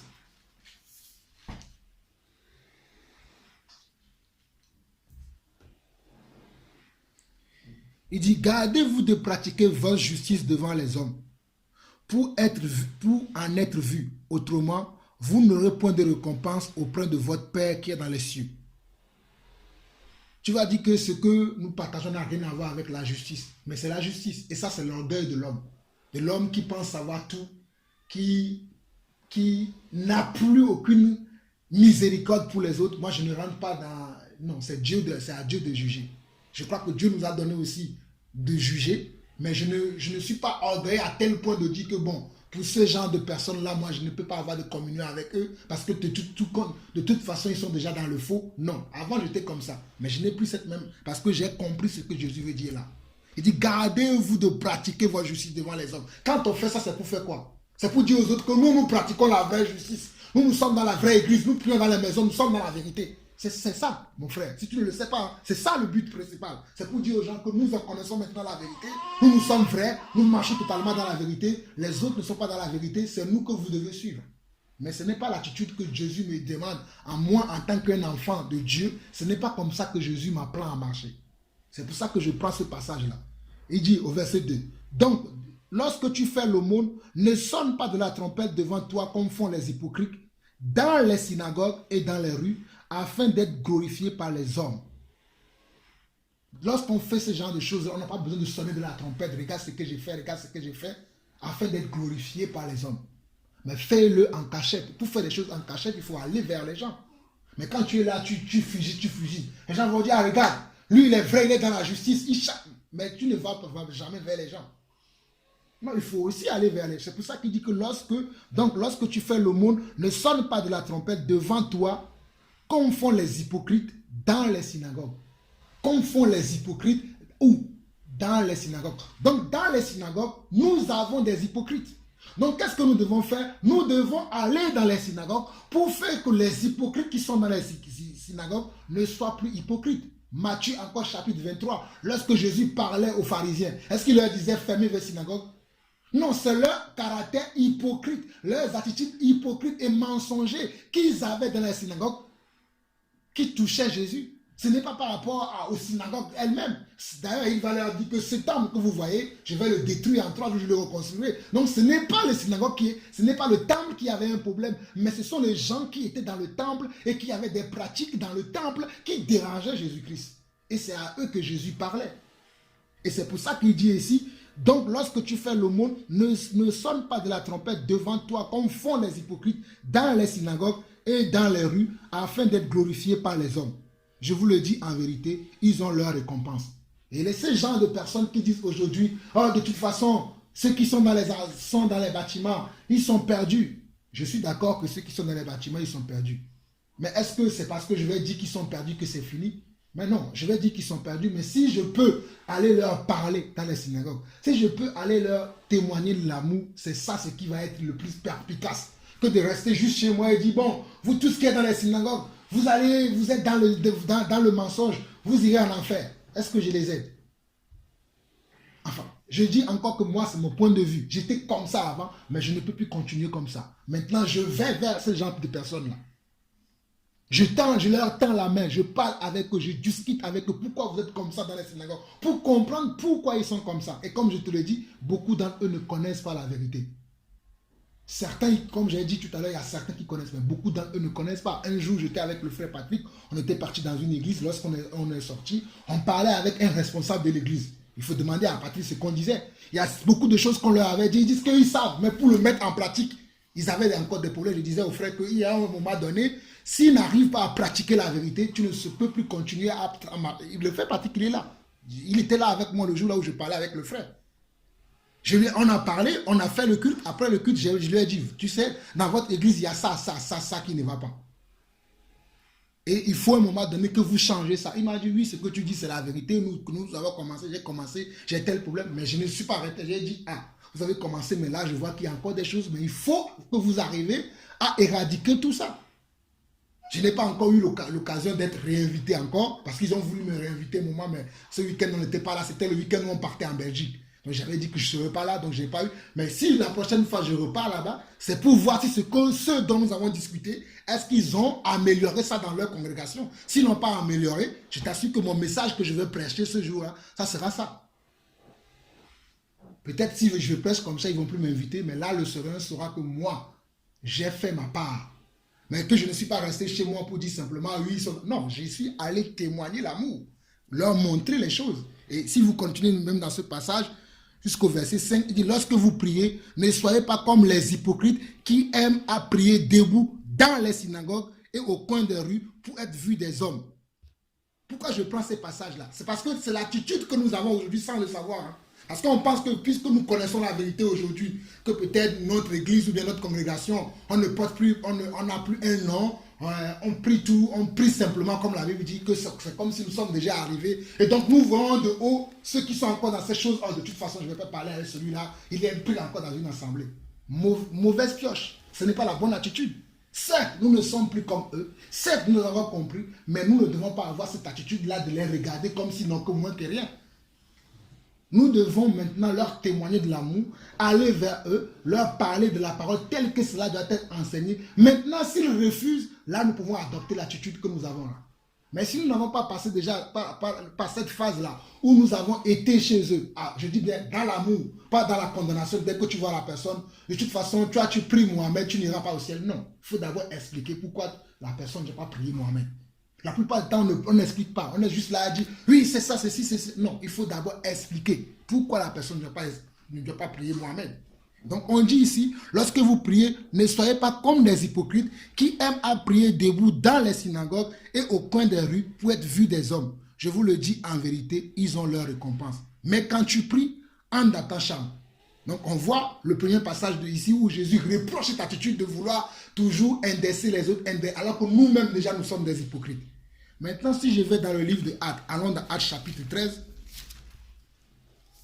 où on voit l'apôtre Paul invité dans une église, il va parler. Actes chapitre 13. Pour ceux-là qui ont ce genre de message, aujourd'hui, n'allez pas prier dans les... Parce que le mot église veut dire synagogue, veut dire temple. Je dis synagogue parce que je trouve synagogue dans la Bible. Mais le mot église veut dire aussi... Bon, on a compris le vrai sens du mot église. Mais si je veux l'appeler avec le même terme que les gens utilisent aujourd'hui, on peut le considérer comme le temple et comme la synagogue. Mais la vraie signification du mot église, c'est les gens qui sont appelés hors d'eux. Ça, je crois que nous sommes tous d'accord là-dessus. Mais si j'emploie le terme temple et le terme synagogue, c'est pour le comparer au même terme qu'on emploie aujourd'hui. Donc, dans Actes chapitre 13, verset 14, c'est l'apôtre Paul, si vous lisez dès le premier verset, ils étaient à l'église d'Antioche. Et dans l'église d'Antioche, ils priaient, ils cherchaient la face de Dieu selon l'œuvre que chacun d'entre eux doit faire. Et Dieu avait dit qu'on me met à part Paul et Barnabas, qui devait faire une œuvre. Et si vous continuez la lecture, on va voir au verset 5, on nous dit, arrivés à Salami, ils annonçaient la parole de Dieu dans les, quoi? Dans les synagogues des Juifs. Ils avaient Jean pour aide. Donc pour annoncer la parole, ils sont partis où? Là où on doit trouver ceux qui disent qu'ils croient au Seigneur. Et là où on doit trouver ceux qui disent qu'ils croient au Seigneur aujourd'hui, ils sont où? Dans les bâtiments. Ils sont dans les églises bâtiments. Donc si je me dis que je ne peux pas prier avec ces gens-là parce qu'ils ont un nom, ils ont ceci, est-ce que j'ai compris? Je n'ai pas compris, mes frères. Je vous dis la vérité, sincèrement, moi je ne crois pas à cet évangile. Ce n'est pas un évangile que je prêche. Ceux qui le prêchent, ils rendront compte à Dieu. Moi, je ne prêche pas ce genre d'évangile. Je prêche l'évangile que j'ai vu les apôtres pratiquer. On nous dit quoi? Arrivés à Salami, ils annonçaient la parole de Dieu dans les synagogues des Juifs. C'est-à-dire, ils sont partis dans les églises et ils leur annonçaient l'évangile. Ils leur annonçaient la vérité. Il dit, ils avaient Jean pour aide. Ayant ensuite traversé tout l'île jusqu'à Paphos, ils trouvaient un certain magicien, faux prophète juif nommé Bar-Jésus. Bon, après ils étaient dans la rue. Je vais laisser ça, vous connaissez cette histoire. Arrivons au verset 14. On nous dit au verset 14, de Perge, ils poursuivaient leur route et arrivaient à Antioche de Pisidie. Étant entrés où? Dans la synagogue, le jour du sabbat, ils s'assirent. Ils étaient à partir où? Le jour du sabbat, dans la synagogue, et ils s'assirent. C'est-à-dire qu'ils ne sont pas venus jouer le grand maître. Dès qu'ils sont rentrés dans la synagogue, ils disent, bon, chef du synagogue, assis-toi. Nous qui avons la vérité, nous sommes rentrés maintenant, nous allons commencer à... Il y a aussi, on peut connaître la vérité, mais il y a aussi la méthode, l'attitude qu'on doit avoir. Regarde, on nous dit qu'ils sont arrivés dans les synagogues, le jour du sabbat, ils s'assirent, comme tout le monde. Pourtant, ils n'ont rien à voir avec le sabbat, mais ils s'assirent comme tout le monde. Et au verset 13, on nous dit, après la lecture de la loi et des prophètes, les chefs de la synagogue leur envoyaient dire, hommes frères, si vous avez quelques exhortations à adresser au peuple, parlez. Regardez, après la lecture de la loi, pas ceux qui dirigent la synagogue, pas ceux qui contrôlent la synagogue, ils ont eu la grâce qu'on leur a demandé de dire quelque chose. Eux aussi, ils ont dit, hommes frères, c'est pour la première fois qu'on vous voit aujourd'hui. Est-ce que vous avez quelque chose à dire? Là, Paul a trouvé comment? la voie favorable pour parler. Et regardez maintenant, Paul se leva et ayant fait signe de la main, il leur dit. Regarde, hein, si c'est nous aujourd'hui, on va commencer. Bon, déjà pour commencer, votre église porte un nom. Mais regarde là, comment Paul a commencé. Paul se leva et ayant fait un signe de la main, il leur dit, hommes israélites, et vous qui craignez le Dieu, et craignez Dieu, écoutez. Le Dieu de ce peuple d'Israël a choisi nos pères. Il mit ce peuple à honneur pendant son séjour au pays d'Égypte et il en fit sortir par son bras puissant. Il les nourrit près de 40 ans dans le désert et ayant détruit cette nation au pays de Canaan, il leur accorda le territoire comme propriété. Après cela, il y a 440 ans environ, il leur donna des juges jusqu'au prophète Samuel. Ils demandèrent alors un roi et Dieu leur donna pendant 40 ans Saül, fils de Kis de la tribu de Benjamin. Puis l'ayant rejeté, il leur suscita pour roi David, auquel il a rendu ce témoignage. J'ai trouvé David, fils d'Isaïe, homme selon mon cœur, qui accomplira toutes mes volontés. C'est de la postérité de David que Dieu, selon sa promesse, a suscité à Israël un sauveur qui est Jésus. Avant sa venue, Jean avait prêché le baptême de repentance à tout le peuple d'Israël. Et lorsque Jean achevait sa course, il disait, je ne suis pas celui que vous pensez, mais voici après moi vient celui dont je ne suis pas digne de délier les souliers. Homme frère, fils de la race d'Abraham, et vous qui craignez Dieu, c'est à vous que cette parole de salut a été envoyée. Il va présenter Christ, mais regarde comment il commence, afin que ces gens-là comprennent. Il va leur parler de leur histoire, de comment l'histoire a commencé avec leur ancêtre de génération en génération, pour revenir sur sur celui qu'ils doivent croire. Et il va leur parler à la fin, homme frère, fils de la race d'Abraham. C'est ses frères qui sont aussi fils de la race d'Abraham, mais qui sont perdus. Il va leur dire, homme frère, fils de la race d'Abraham, et vous qui craignez Dieu, c'est à vous que cette parole de salut a été envoyée. Car les habitants de Jésus et leurs chefs ont méconnu Jésus et le condamnaient. Ils ont accompli les paroles des prophètes qui se lisent chaque sabbat. Quoiqu'ils n'aient trouvé en lui rien qui soit digne de mort, ils ont demandé à Pilate de le faire mourir. Et après qu'il eut accompli tout ce qui était écrit de lui, il le descendit de la croix et le déposèrent dans un sépulcre. Mais Dieu l'a ressuscité des morts. Et si vous croyez, si vous écoutez jusqu'à la fin, si on suit là, parce que c'est un discours qui est long, hein, comme je ne veux pas perdre de temps, mais si vous avez l'occasion, lisez vous-même parce que c'est un discours qui est long. Mais arrivé vers le verset 38, il va leur dire quoi? Là maintenant, il va rentrer dans le... Il a présenté, mais vers le verset 38, il va conclure tout ce qu'il va dire. Il va dire, sachez donc, hommes frères, vers le verset 38 de à 13, hein, sachez donc, hommes frères, que c'est par lui que le pardon des péchés vous est annoncé. Et que quiconque croit est justifié par lui de toutes les choses dont vous ne pouviez pas être justifiés par la loi de Moïse. Parce qu'ils sont arrivés dans les synagogues et ils étaient encore dans la loi de Moïse. Donc il va leur rappeler que voilà, c'est lui qui vous pardonne de tous vos péchés, c'est lui qui vous justifie. Ainsi, prenez garde qu'il ne vous arrive ce qui est dit dans les prophètes.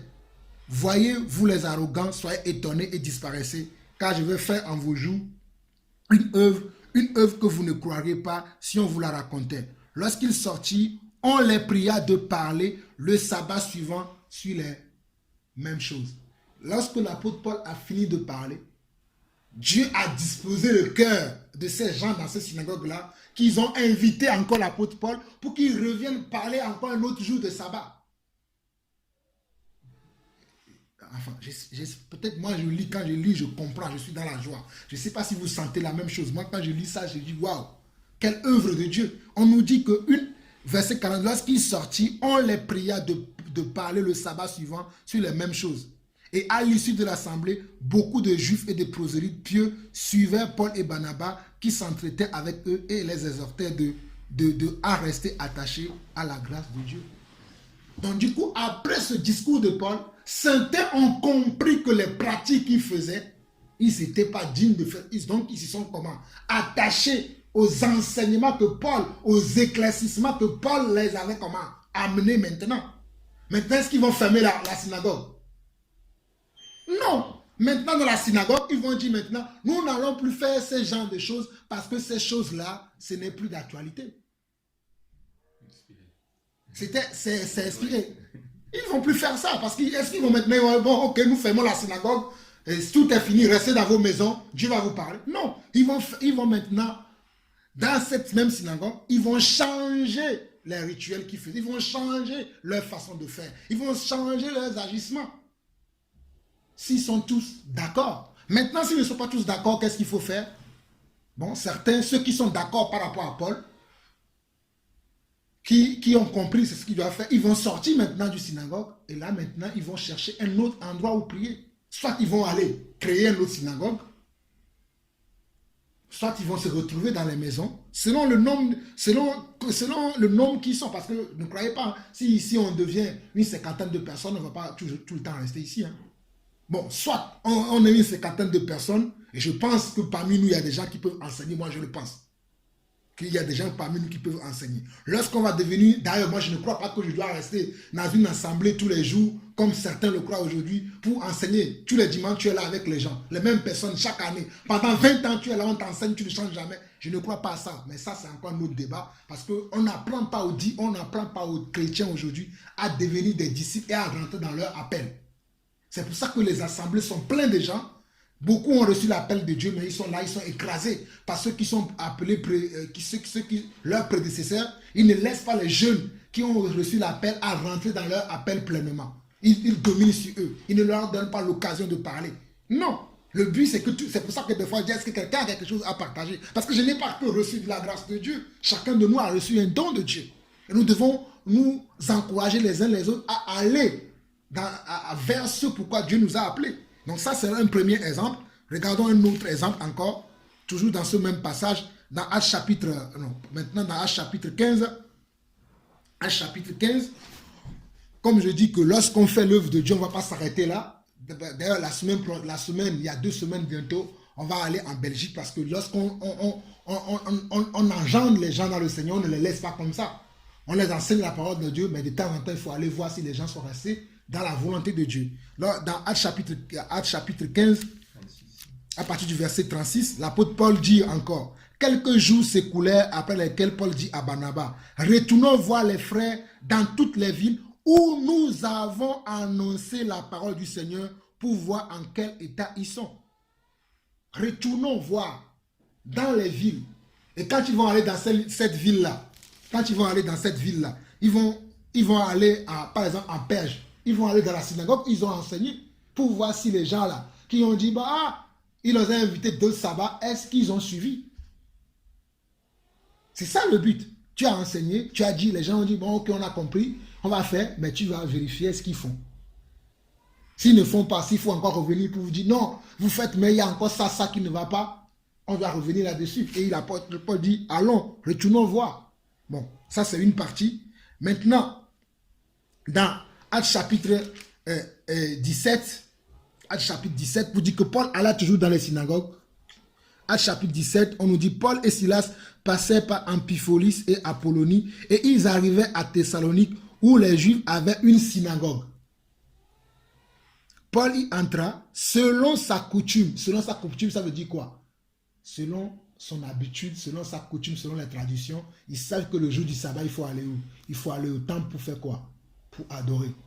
Cela ne veut pas dire que c'est dans le temple que le Dieu est. Mais c'est dans ce temple-là que tu vas voir tous tes frères aussi. Parce que tout le monde venait au temple. Comme nous, chacun d'entre nous avait adoré le Seigneur à la maison.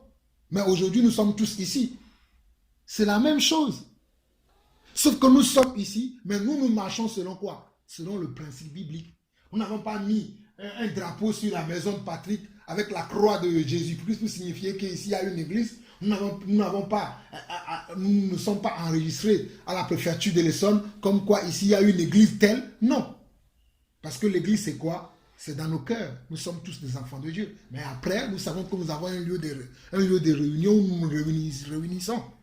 Donc, on voit ici que Paul y entra selon sa coutume, selon notre coutume à nous aussi, de nous retrouver ici tous les dimanches à 14 h chez le frère Patrick. Sinon, ça devient quoi? C'est encore une coutume pour nous aussi. C'est la même chose.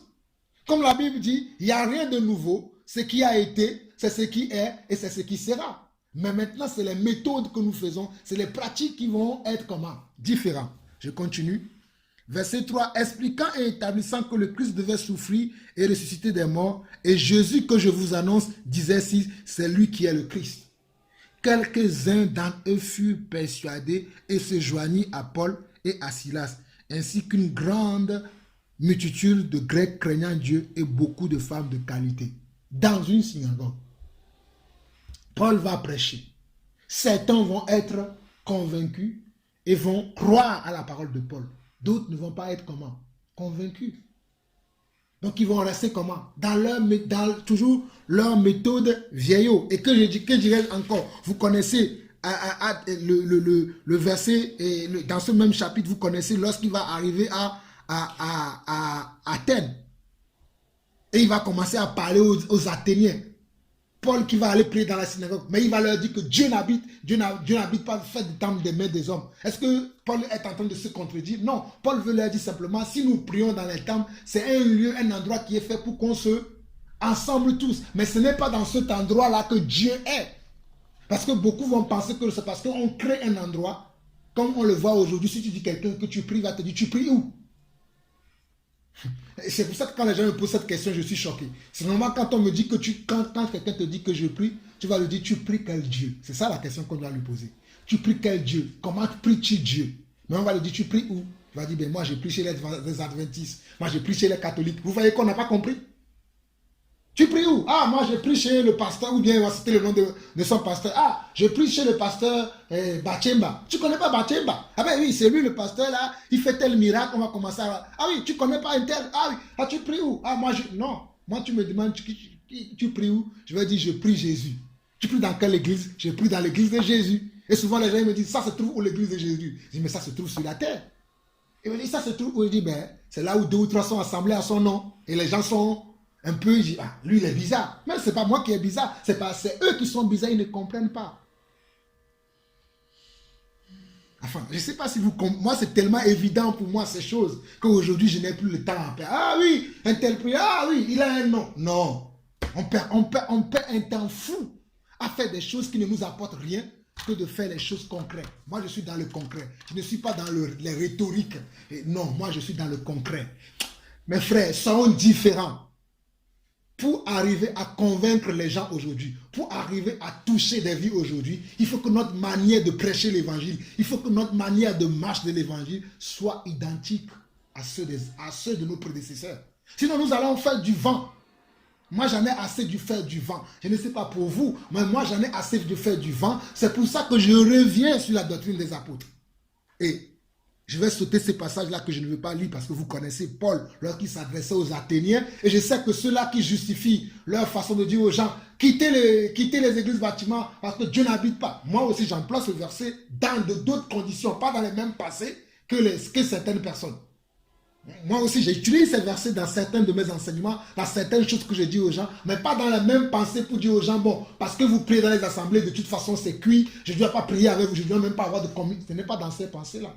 Moi, quand j'utilise ces versets, c'est quand je vois que les gens ont tendance à croire que c'est parce qu'ils sont dans cet endroit-là qu'ils vont être sauvés. C'est dans ce moment-là que je vais utiliser ce verset. Ou bien quand les gens pensent que c'est quand ils vont là-bas, qu'ils vont à la rencontre de Dieu, oui, à ce moment-là, je vais utiliser ce verset. Mais je ne vais pas l'utiliser comme ça, n'importe comment. Oui, Dieu n'habite pas dans les temples de main des hommes, donc de toute façon, ne priez pas, la personne ne va pas comprendre. Ça dépend de comment, dans quelles circonstances. On doit utiliser, parce que des gens utilisent aussi les versets à tort et à travers. Il faut savoir dans quelles circonstances il y a un verset, mais pourquoi ce verset est là. Paul lui-même qui dit ça, que Dieu n'habite pas dans les temples faits des mains des hommes, mais il est quand même rentré là-bas, non? Pour commencer à prier avec eux, non? Mais il a compris que Dieu n'habite pas là-bas, mais que Dieu habite dans son main. Mais il faut d'abord qu'il aille à la rencontre des gens, se mettre dans la peau des gens pour pouvoir leur parler à leur niveau. Mais nous, aujourd'hui, on a un tel niveau, on croit qu'on est déjà arrivé, on est assis à la droite du Père. Dès qu'on voit les gens, oh, non, moi je ne parle pas avec... Non, j'étais comme ça avant, mais Dieu m'a fait la grâce de ne plus être comme ça. Je le reconnais devant vous, je ne vais pas vous dire que je suis mieux. J'étais comme ça avant. Comme la Bible dit dans le livre de Jacques, si on n'a pas la sagesse de Dieu, on ne peut pas faire les œuvres de... On va être même ennemi de la croix de Christ. On va penser qu'on sert Dieu, mais on ne le sert pas. Et dans ce même chapitre, je vais passer, et pour lire un passé où Paul même, là il parle de temple, mais là ce n'est pas parce qu'il part pour aller enseigner aux autres, mais lui-même il part au temple pour chercher Dieu. Pour ceux qui pensent qu'on ne doit plus aller au temple, hein, il part au temple pour chercher Dieu. Je ne sais pas si vous êtes tombés déjà sur ces versets, mais je vais vous les lire. On va dans Actes chapitre 24, si je ne me trompe pas, non, 22 plutôt. Actes chapitre 22.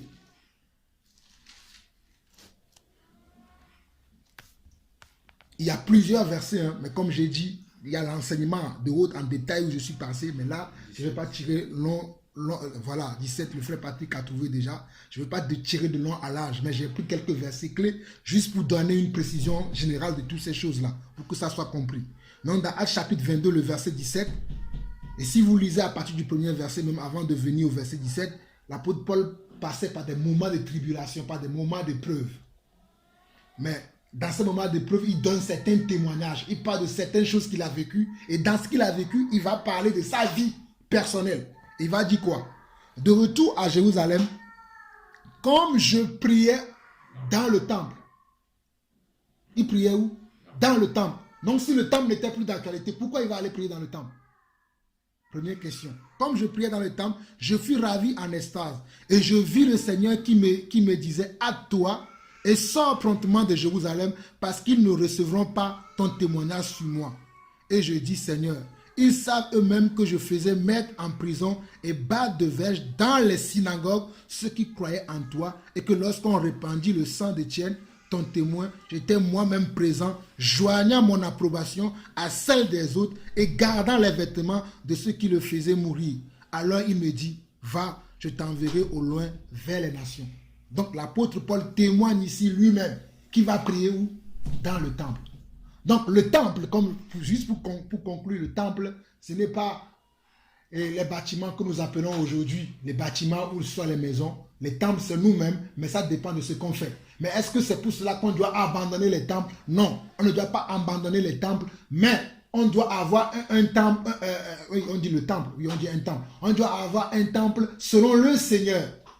on doit avoir un temple selon le Seigneur et basé sur la parole de Dieu aussi. Juste pour conclure, pour mettre un point trait, je ne crois pas aux méga church qu'on voit aujourd'hui. Parce qu'à l'époque des apôtres, lorsque les apôtres avaient reçu beaucoup de dons, ils pouvaient créer des grandes églises. Mais il y avait des synagogues déjà. Il y avait des maisons déjà. Qu'est-ce qu'ils ont fait? Ils se sont distribués l'argent les uns aux autres afin que les gens ne soient pas dans les besoins. Mais nous les hommes aujourd'hui, nous avons des ambitions fortes. Nous avons des ambitions tellement démesurées que lorsque nous organisons nos réunions chrétiennes ou bien lorsque nous avons des gens qui nous suivent, à un moment donné, on va commencer à demander, ou bien même nous-mêmes, nous commençons déjà en louant une salle. Et lorsque cette salle-là, nous avons commencé avec 50 personnes. Maintenant, nous avons 200 personnes. On se dit, c'est trop grand maintenant. Il faut prendre une autre qui peut contenir 1000 personnes. Et c'est comme ça qu'on fait de fil en aiguille. On se retrouve avec des méga church. Moi, je ne crois pas à cela. Je ne crois pas qu'un homme de Dieu, lorsque Dieu t'appelle, tu dois aller louer une salle et commencer maintenant à remplir la salle. Non. Lorsque Dieu t'appelle, tu dois aller commencer à gagner des âmes pour les emmener à Dieu. C'est ce que je crois et c'est ce que je fais et c'est ce que je ferai toujours. Vous ne verrez jamais Jean-Paul Lawson aller créer un temple. Je ne suis pas en train de dire que vous ne me verrez pas. Je prierai dans un temple. Mais je ne vais pas aller créer un temple pour faire de ce temple-là, maintenant le remplir pour qu'il y ait 2000 personnes, 200, bon, peu importe le nom, pour dire que voici les âmes qui me suivent. Je ne ferai pas ça. Et même quand même que Dieu me bénira, je vous prends à témoin aujourd'hui, si nous marchons toujours ensemble, lorsque Dieu nous fera la grâce, qu'on soit une multitude de personnes, on va trouver parmi nous des personnes capables aussi d'enseigner afin de se dispatcher. Mais je ne vais pas garder le monopole pour moi de vous réunir tous les jours. Donc quand Jean-Paul ne sera pas là, il n'y aura pas d'enseignement. Il faut que Jean-Paul soit là tout le temps. Non, je ne crois pas à cela. Parce que parmi nous, il y a encore des gens capables qui peuvent enseigner, qui peuvent apporter la parole de Dieu. Donc lorsque Dieu va permettre que nous soyons, même là aujourd'hui, Dieu n'a pas permis qu'on soit nombreux, mais si quelqu'un me dit que le dimanche prochain, c'est moi qui va partager, croyez-moi, je vais fermer ma Bible, je vais mettre ma main comme ça, je vais écouter. Et je cherche même ça. Si quelqu'un me dit le dimanche prochain, croyez-moi, c'est moi qui me mets, c'est moi qui partagerai un sujet avec vous. Je vais venir moi aussi comme tout le monde, je vais m'asseoir, je vais écouter. Mais s'il n'y a pas, qu'est-ce que je fais? Je dois apporter. C'est ça le rôle. S'il n'y a personne parmi nous qui peut faire, c'est bon, moi pour l'instant je fais. Mais si je vois quelqu'un parmi nous me dit aujourd'hui, ah, ok, le dimanche prochain c'est moi. Ou bien pas, et la personne, ben oui, moi aussi je vais écouter. Mais c'est parce qu'aujourd'hui, beaucoup ne font pas ça. Ou bien on n'encourage même pas ça. Et vous savez très bien que c'est des choses que moi j'encourage.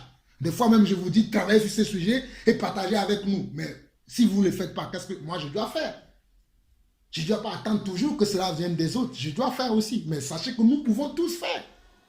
Maintenant, si quelqu'un ne se sent pas capable parce qu'il n'a pas reçu l'appel dans l'enseignement, il se dit que, ben oui, frère, tu dis ça. Mais il est bien vrai que Jacques dit que ne vous mettez pas tous à enseigner. C'est pour cela que je me préserve, que je ne veux pas enseigner. Je dirais aussi que c'est sage. Parce qu'il faut que chacun se reconnaisse. Parce que quand je lance un appel comme ça, je ne dis pas que bon, levons-nous et faisons n'importe quoi. Soyons honnêtes nous-mêmes envers nous-mêmes. Est-ce que ce que le frère a dit, est-ce que cela là, vraiment, est-ce que c'est pour moi, est-ce que je suis capable aussi? Soyons aussi honnêtes envers nous-mêmes. Je ne sais pas si ce que je dis, vous me comprenez. Mais soyons aussi honnêtes envers nous-mêmes pour voir si nous sommes capables nous-mêmes aussi de se lever et enseigner. Et surtout ne pas enseigner n'importe quoi. Parce qu'il y a beaucoup qui enseignent aujourd'hui, mais ils enseignent n'importe quoi.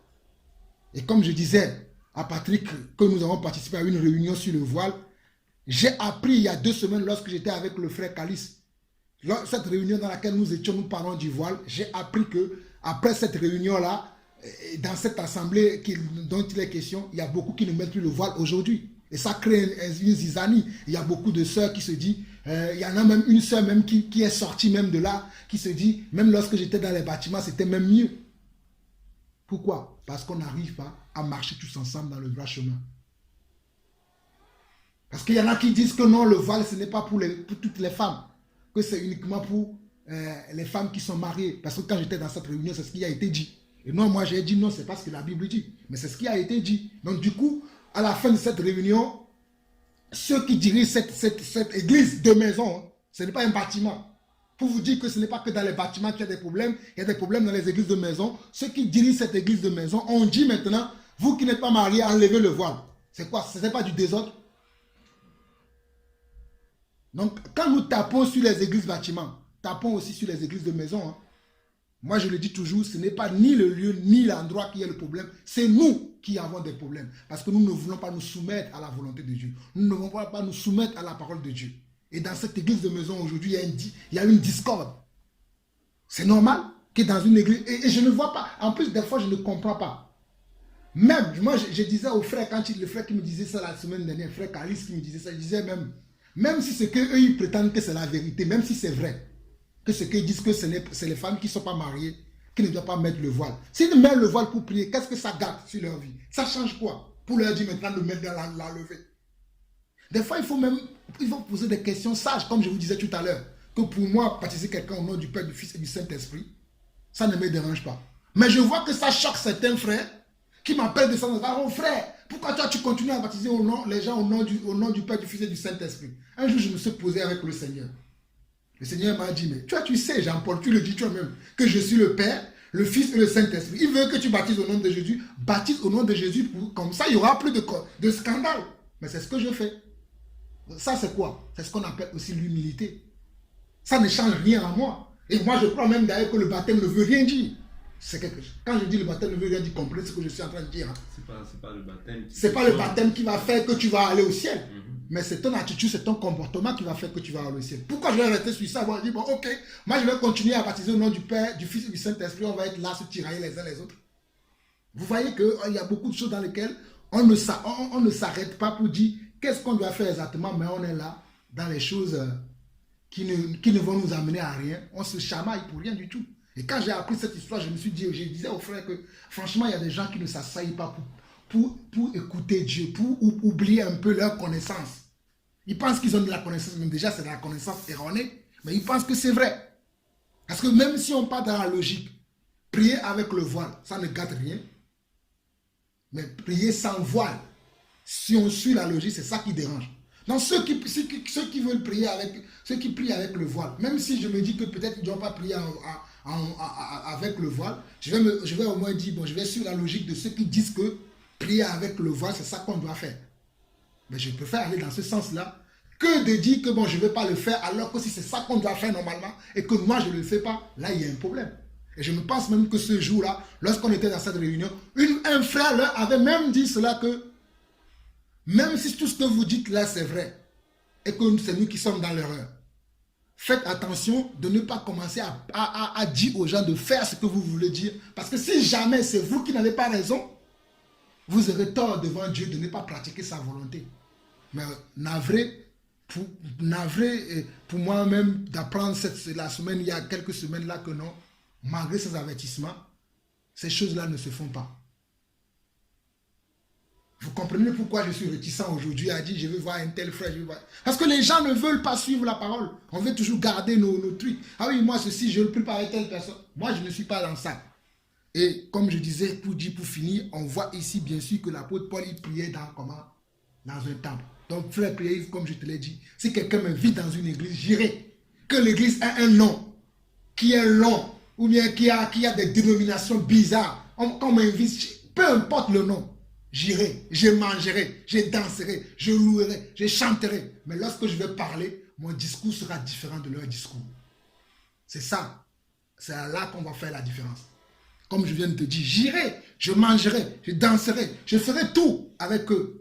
Mais lorsque je dois parler, ouvrir ma bouche pour présenter la parole de Dieu, pour présenter l'évangile que j'ai reçu, là, il va y avoir une grande différence. Et c'est ce que j'ai toujours fait.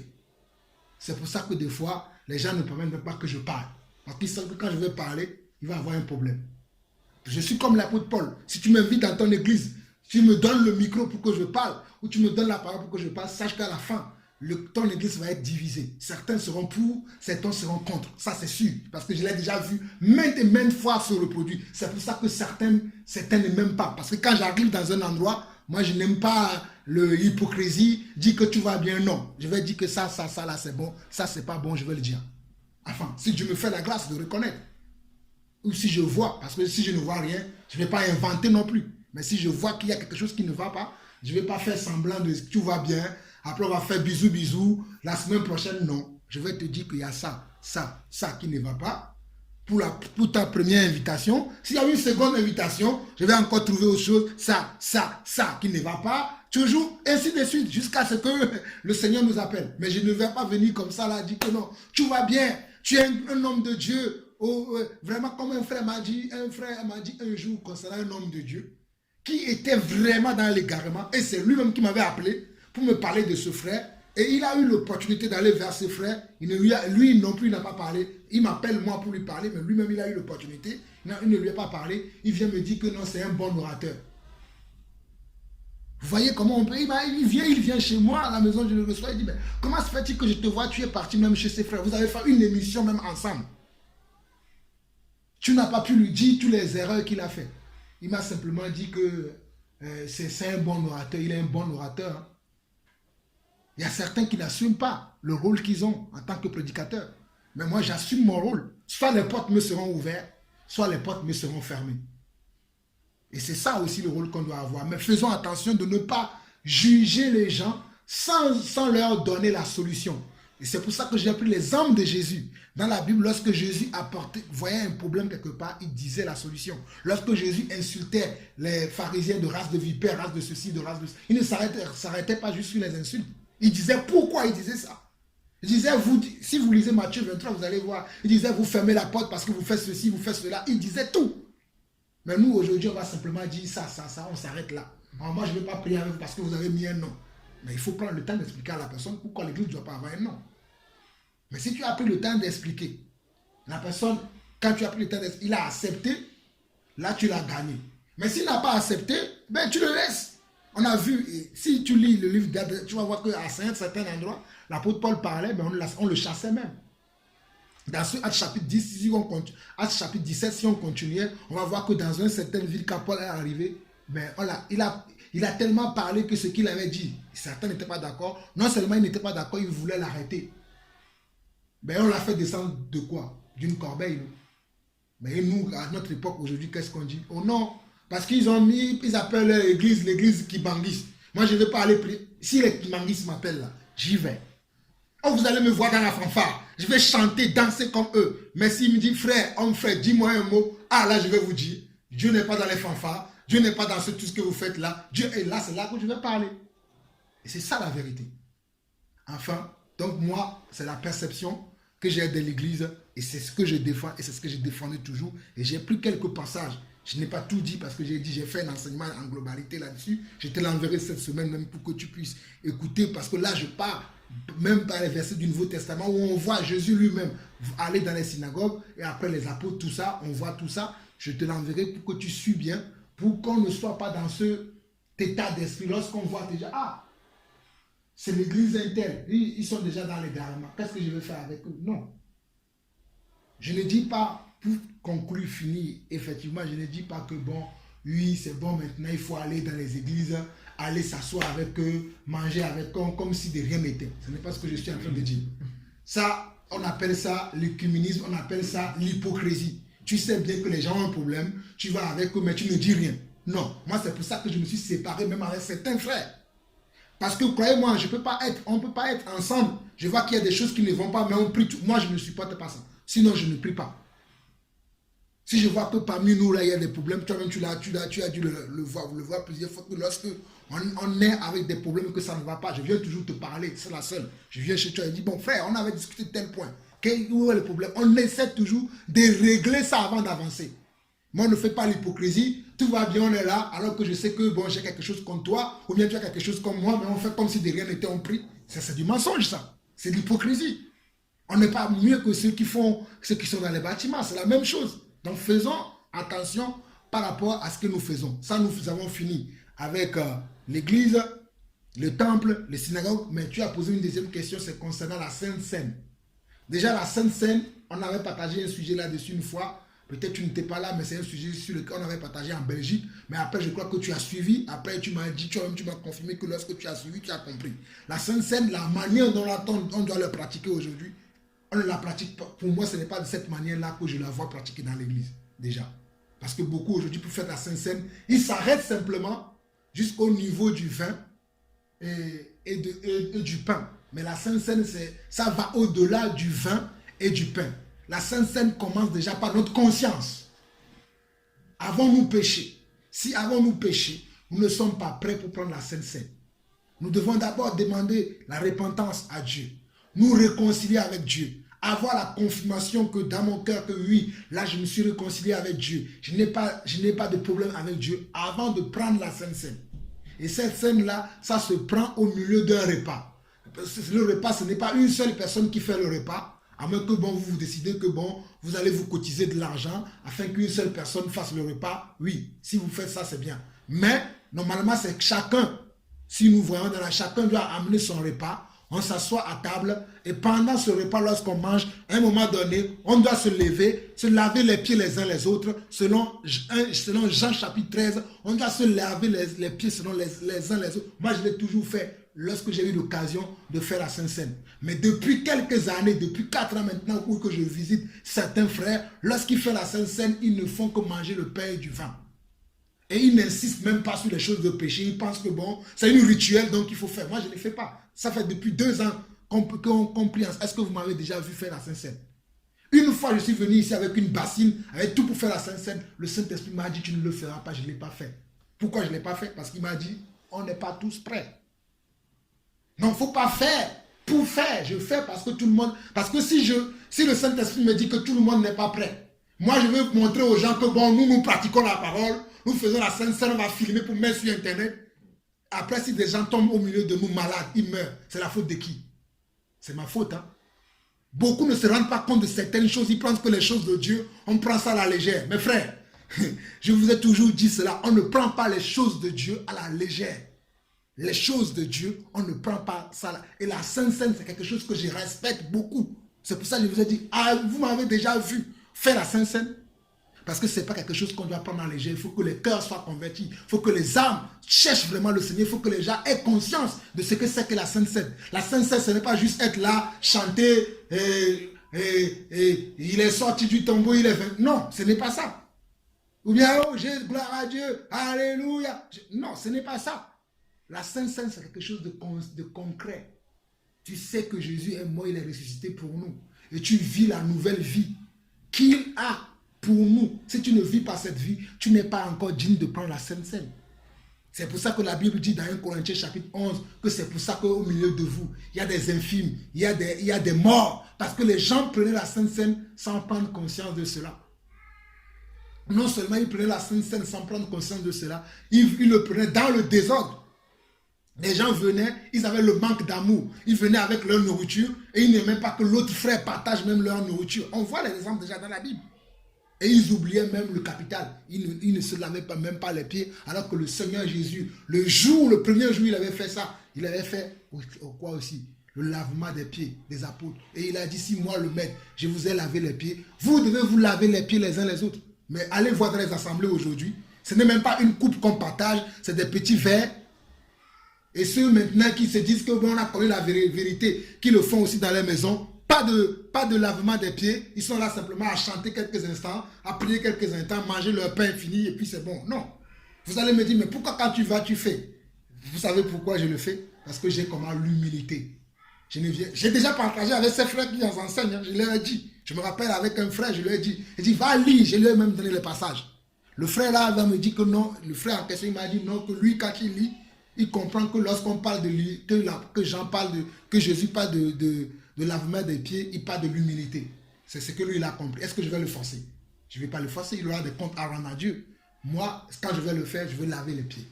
Si les gens ne sont pas prêts pour laver les pieds, je dirais à la personne, si tu ne veux pas laver les pieds, ne prends pas aussi le pain et le vin. Moi, je ne rigole pas avec les choses de Dieu.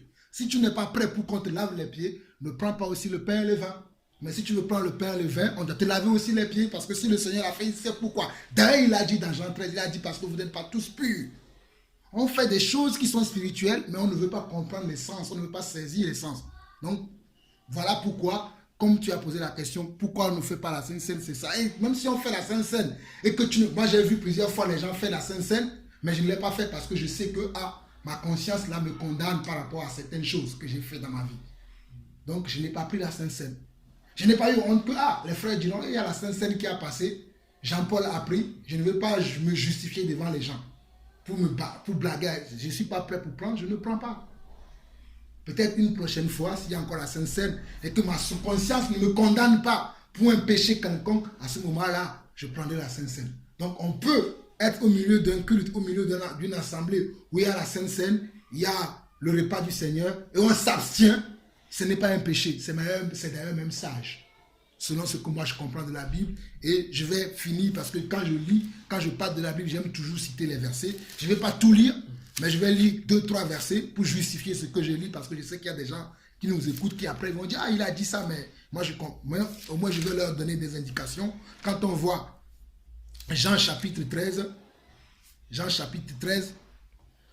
à partir du verset 13, je ne prends pas tous les versets pour ne pas tirer de long à large, mais si vous voulez aller à plus en profondeur, ceux qui me suivent par internet, je leur prierai de lire Jean 13, 1 Corinthiens chapitre 11 et 1 Timothée chapitre 5 pour ce que je viens de dire là. Vous m'appelez maître, nous sommes à Jean 13 verset 13, vous m'appelez maître et Seigneur et vous dites bien car je le suis. Si donc je vous ai lavé les pieds, moi le Seigneur et le maître, vous devez aussi vous laver les pieds les uns les autres. Non, c'est un commandement du Seigneur. Ce n'est pas, comme certains m'ont dit, c'est un acte d'humilité.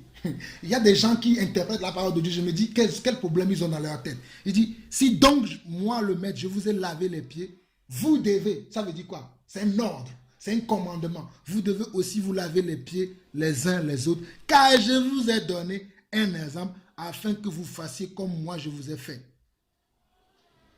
Et là, c'est là, bon, là on n'a pas le temps de lire tout le passage, mais je vous ai donné des indices. Je vais aller dans 1 Corinthiens chapitre 11 pour finir sur ce sujet dont tu as posé la question. Et cela nous a permis de nous éclaircir nous-mêmes le chemin, nous-mêmes nous éclaircir les idées sur ce sujet. Donc 1 Corinthiens chapitre 11 à partir du verset 17. Je n'ai pas le temps de lire aussi à partir du premier verset pour qu'on puisse comprendre le contexte, comment toutes ces choses se passaient. Mais moi, je parle à partir du verset 17. Il dit, en donnant cet avertissement, ce que je ne loue point, c'est que vous vous assemblez non pour devenir meilleur, mais pour devenir pire. Et d'abord, j'apprends que lorsque vous vous réunissez en assemblée, il y a parmi vous des divisions, et je le crois en partie. Car il faut qu'il y ait aussi des sectes parmi vous, afin que ceux qui sont approuvés soient reconnus comme tels au milieu de vous. Donc, lorsque vous vous réunissez, ce n'est pas pour manger le repas du Seigneur. Regarde, lorsqu'on se réunit, ce n'est pas pour manger le repas du Seigneur. On voit déjà les problèmes dans l'église. Car quand on se met à table, chacun commence par prendre son propre repas.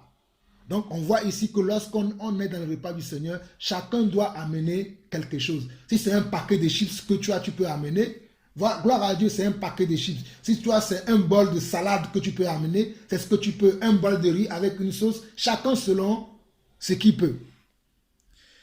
Et car quand on se met à table, chacun commence par prendre son propre repas et l'un a fait, tandis que l'autre est ivre. Mais ce n'est pas la chose que Jésus a fait. Le jour où, dans Jean chapitre 13, lorsque Jésus était à table avec les apôtres, chacun avait son repas. C'est Jésus qui les avait conviés à manger. Donc chacun avait quelque chose à manger. Mais aujourd'hui, quand on regarde dans l'église, bon, nous en l'occurrence, on n'a pas eu ce genre de choses, mais on voit ça, que chez les Corinthiens, il y avait ce genre de problème. Donc on voit que même aujourd'hui, il y a encore ça. Quelqu'un va ramener un paquet de chips, il va la ramener, il va dire, comme j'ai ramené le paquet de chips, moi je vais manger que mon chips. Non. Tu peux ramener le paquet de chips et manger, je ne sais pas, la banane que l'autre a amenée. Et manger le riz que l'autre a amené. Tu ne dois pas dire parce que j'ai ramené ça, je dois ramener ça. Ce n'est pas le repas du Seigneur. Parce que tu ramènes pour les autres, tu ne ramènes pas pour toi-même. C'est pour ça que l'apôtre dit, n'avez-vous pas des maisons pour manger et boire? Ou méprisez-vous l'église de Dieu et faites-vous honte à ceux qui n'ont rien? Que vous dirai-je? Vous louerai-je? En cela, je ne vous loue point. Car j'ai reçu du Seigneur ce que je vous ai enseigné. C'est que le Seigneur Jésus, dans la nuit où il fut livré, prit du pain et après avoir rendu grâce, le rompit et dit, ceci est mon corps qui est rompu pour vous. Faites ceci en mémoire de moi. De même, après avoir soupé, il prit la coupe et dit, cette coupe est la nouvelle alliance à mon sang. Faites ceci en mémoire de moi toutes les fois que vous en boirez. Car toutes les fois que vous mangerez de ce pain et que vous buvez cette coupe, vous annoncez la mort jusqu'à ce que je vienne. C'est pourquoi celui qui mangera, je vais insister sur le verset 27.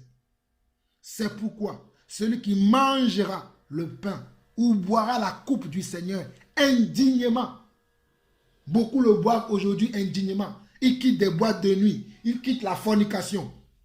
Il vient le dimanche à l'église. Il a insulté quelqu'un hier. Même avant de venir au culte, peut-être l'après-midi. Le matin déjà, il a battu sa femme. Il a été méchant avec ses enfants. Il vient prendre la coupe du Seigneur. Non, c'est indigne. Il dit quoi? Il dit, c'est pourquoi celui qui mange le pain, car toutes les fois que vous mangerez de ce pain et que vous buvez cette coupe, vous annoncez la mort du Seigneur jusqu'à ce qu'il vienne. C'est pourquoi celui qui mangera le pain ou boira la coupe du Seigneur indignement sera coupable envers le corps et le sang du Seigneur. Que chacun donc s'éprouve soi-même et qu'ainsi il mange du pain et boive de la coupe. Donc avant de prendre le pain et de boire la coupe, il faut comment? Il faut s'examiner d'abord. Est-ce que je suis prêt? Est-ce que je suis digne? Si tu n'es pas digne, laisse la coupe passer devant toi. Mais ne te fais pas, bon, si je ne le bois pas, Patrick va voir que Jean-Paul n'a pas bu la coupe aujourd'hui. Tu boiras contre toi-même la mort. Il dit, car celui qui mange, ce n'est pas moi qui invente. N'allez pas dire, Jean-Paul dit de ne pas manger. C'est moi, j'ai vu dans la Bible, je vous transmets ce que j'ai vu dans la Bible. On dit, car celui qui mange et boit sans discerner le corps du Seigneur, mange et boit un jugement contre lui-même.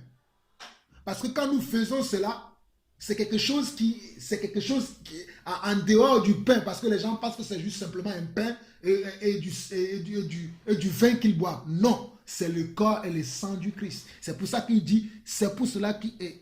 Car celui qui mange et boit sans discerner le corps du Seigneur, mange et boit un jugement contre lui-même. Donc quand tu viens dans le péché, tu ne t'es pas examiné, tu prends le corps, tu prends le sang. D'ailleurs, c'est pour ça que souvent les gens font ça, il n'y a rien. Parce que déjà dans ces assemblées-là, il n'y a pas la présence de Dieu. Parce que s'il y avait la présence de Dieu vraiment, mes frères, je ne rigole pas avec ces choses. S'il y avait vraiment la présence de Dieu, tu viens, tu bois le sang, non. Tu vas avoir, c'est parce que c'est écrit. C'est pour cela qu'il y a parmi vous beaucoup d'infirmes et de malades et qu'un grand nombre sont morts. Parce que lorsqu'on rigole avec les choses de Dieu, on peut être malade. On ne blague pas avec Dieu. Mais aujourd'hui, les gens blaguent avec Dieu. Ils prennent Dieu comme leur petit copain, leur petit ami. Ils font ce qu'ils veulent avec leur Dieu. Non. Dieu, il faut le respecter. Si tu n'es pas prêt, ne prends pas. Dis, aujourd'hui là, frère, même priez pour moi, pour que Dieu me relève. Je suis tombé dans la foi. D'ailleurs, la Bible le dit dans le livre de Jacques, que si quelqu'un a péché, qu'il appelle les anciens. Il dit, confessez-vous les péchés les uns les autres. Si tu veux prendre cette coupe-là le jour de la Sainte Seine, pourquoi ne pas, pendant la Sainte Seine, même avant que vous mangez, pourquoi ne pas se lever devant tous les frères et dire, mes frères, priez pour moi. Hier, j'ai forniqué. Ça serait une bonne chose. Ça serait même quelque chose qui va toucher les gens, que voilà un frère, avant la Sainte Seine, il confesse ses péchés devant les frères. Et toute l'église, toute l'assemblée va prier pour toi, pour que Dieu te donne la force. Ça serait une bonne chose. Mais aujourd'hui, on est là. Qui va prier? Non, moi je ne fais pas ce genre de choses. Ceux qui veulent rigoler avec ce genre de choses, qui rigolent avec.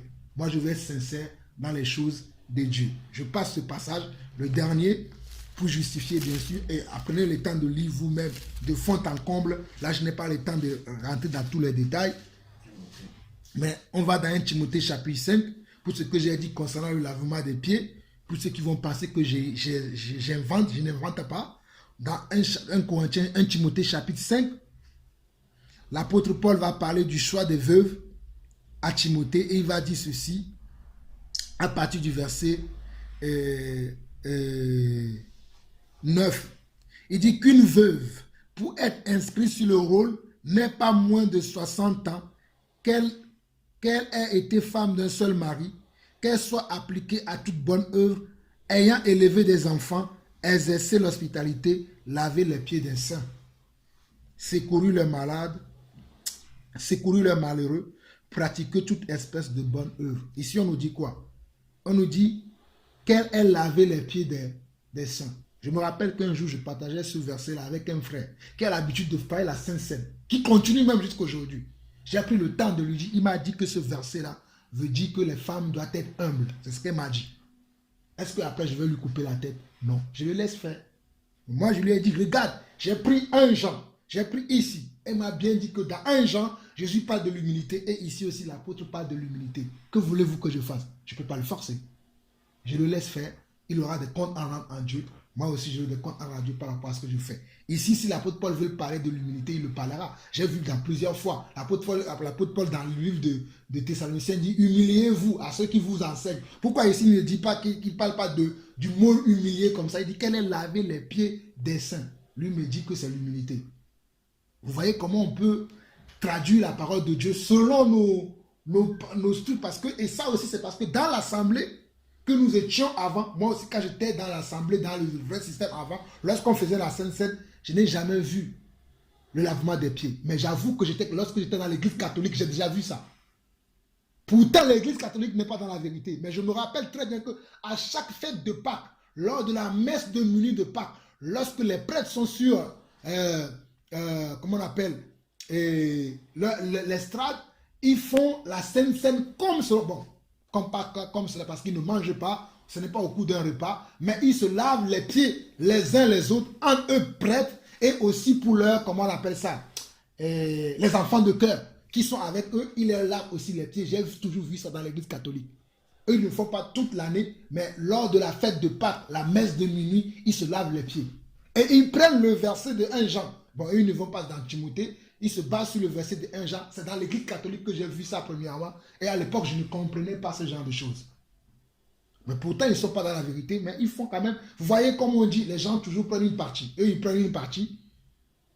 Et nous qui se dit que nous sommes dans la vérité aujourd'hui, ou bien les églises réveillées, protestantes, tout ça là, eux ils prennent vraiment la Sainte Seine, mais non pas, et d'ailleurs même les catholiques, ils ont une seule coupe, la coupe que celui qui célèbre la messe, c'est dans cette coupe là qu'il y a le vin, et eux tous ils boivent dans cette coupe là.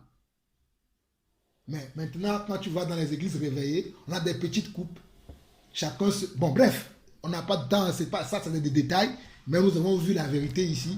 Et là, ta question, je ne sais pas comment cela doit se faire, mais j'ai profité en même temps pour parler de comment cela doit se faire. Toi, ta question, c'est est-ce que je peux m'abstenir si je ne me sens pas capable de prendre la Sainte Seine? Oui, tu peux t'abstenir parce que tu ne te sens pas capable, parce qu'on a vu, selon 1 Corinthiens chapitre 11, que celui qui veut le prendre, qu'il s'examine lui-même avant de le prendre. Donc, on peut s'abstenir. Et souvenons-nous que si nous sommes dans un endroit où les choses ne sont pas faites selon l'ordre de Dieu, que nous pouvons aussi dire aux gens que ce n'est pas comme ça. Après, on ne les force pas. Moi, je vais partager avec des frères qui ne font pas comme ça, ils ne l'ont pas fait. Même quand je vais chez eux, ils le font. Je ne me dis pas, comme ils le font. Non, moi, je sais dans mon cœur que je sais comment ça va se faire. Je dis, Seigneur, toi-même, tu sais, tu vois comment ils font, mais tu m'as demandé d'avoir l'amour. Et tu m'as dit que si nous ne sommes pas d'accord sur quelques points, d'espérer. Donc j'espère qu'un jour ils vont comprendre ta parole. C'est ce que je fais et après je m'en vais. Dernièrement j'étais chez un frère, il y a eu la Sainte Seine. Je peux vous témoigner, il y a eu la Sainte Seine. Cela n'a pas été fait comme cela. Je pensais qu'on aura le temps de lui parler, qu'on aura le temps après de parler avec lui. Je n'ai pas eu le temps de parler avec lui. Mais lorsque je suis revenu à Paris, je lui ai envoyé tous les passages que nous venons de lire là. Il a dit, frère, j'étais chez toi, on a eu la Sainte Seine, mais pour moi cela ne s'est pas passé comme selon la Bible. Je te donne l'occasion de vouloir faire encore tes recherches et je lui ai donné les passages là. Il m'a bien répondu, je vais faire mes recherches moi aussi, frère, merci. J'espère que Dieu l'éclairera comme Dieu m'a éclairé. Donc voilà aussi pour la question qui concerne la Sainte Seine. Donc je ne sais pas si quelqu'un d'autre a quelque chose à ajouter. Donc voilà, aujourd'hui on va s'arrêter là. Ou s'il y a d'autres questions, si quelqu'un d'autre a quelque chose à ajouter, ou mais s'il y a une autre question, je vais profiter pour en répondre aussi. Ça va être un culte de questions aujourd'hui. On a parlé de l'église et de la Sainte Seine. Peut-être il y a une autre question ou quelque chose d'autre.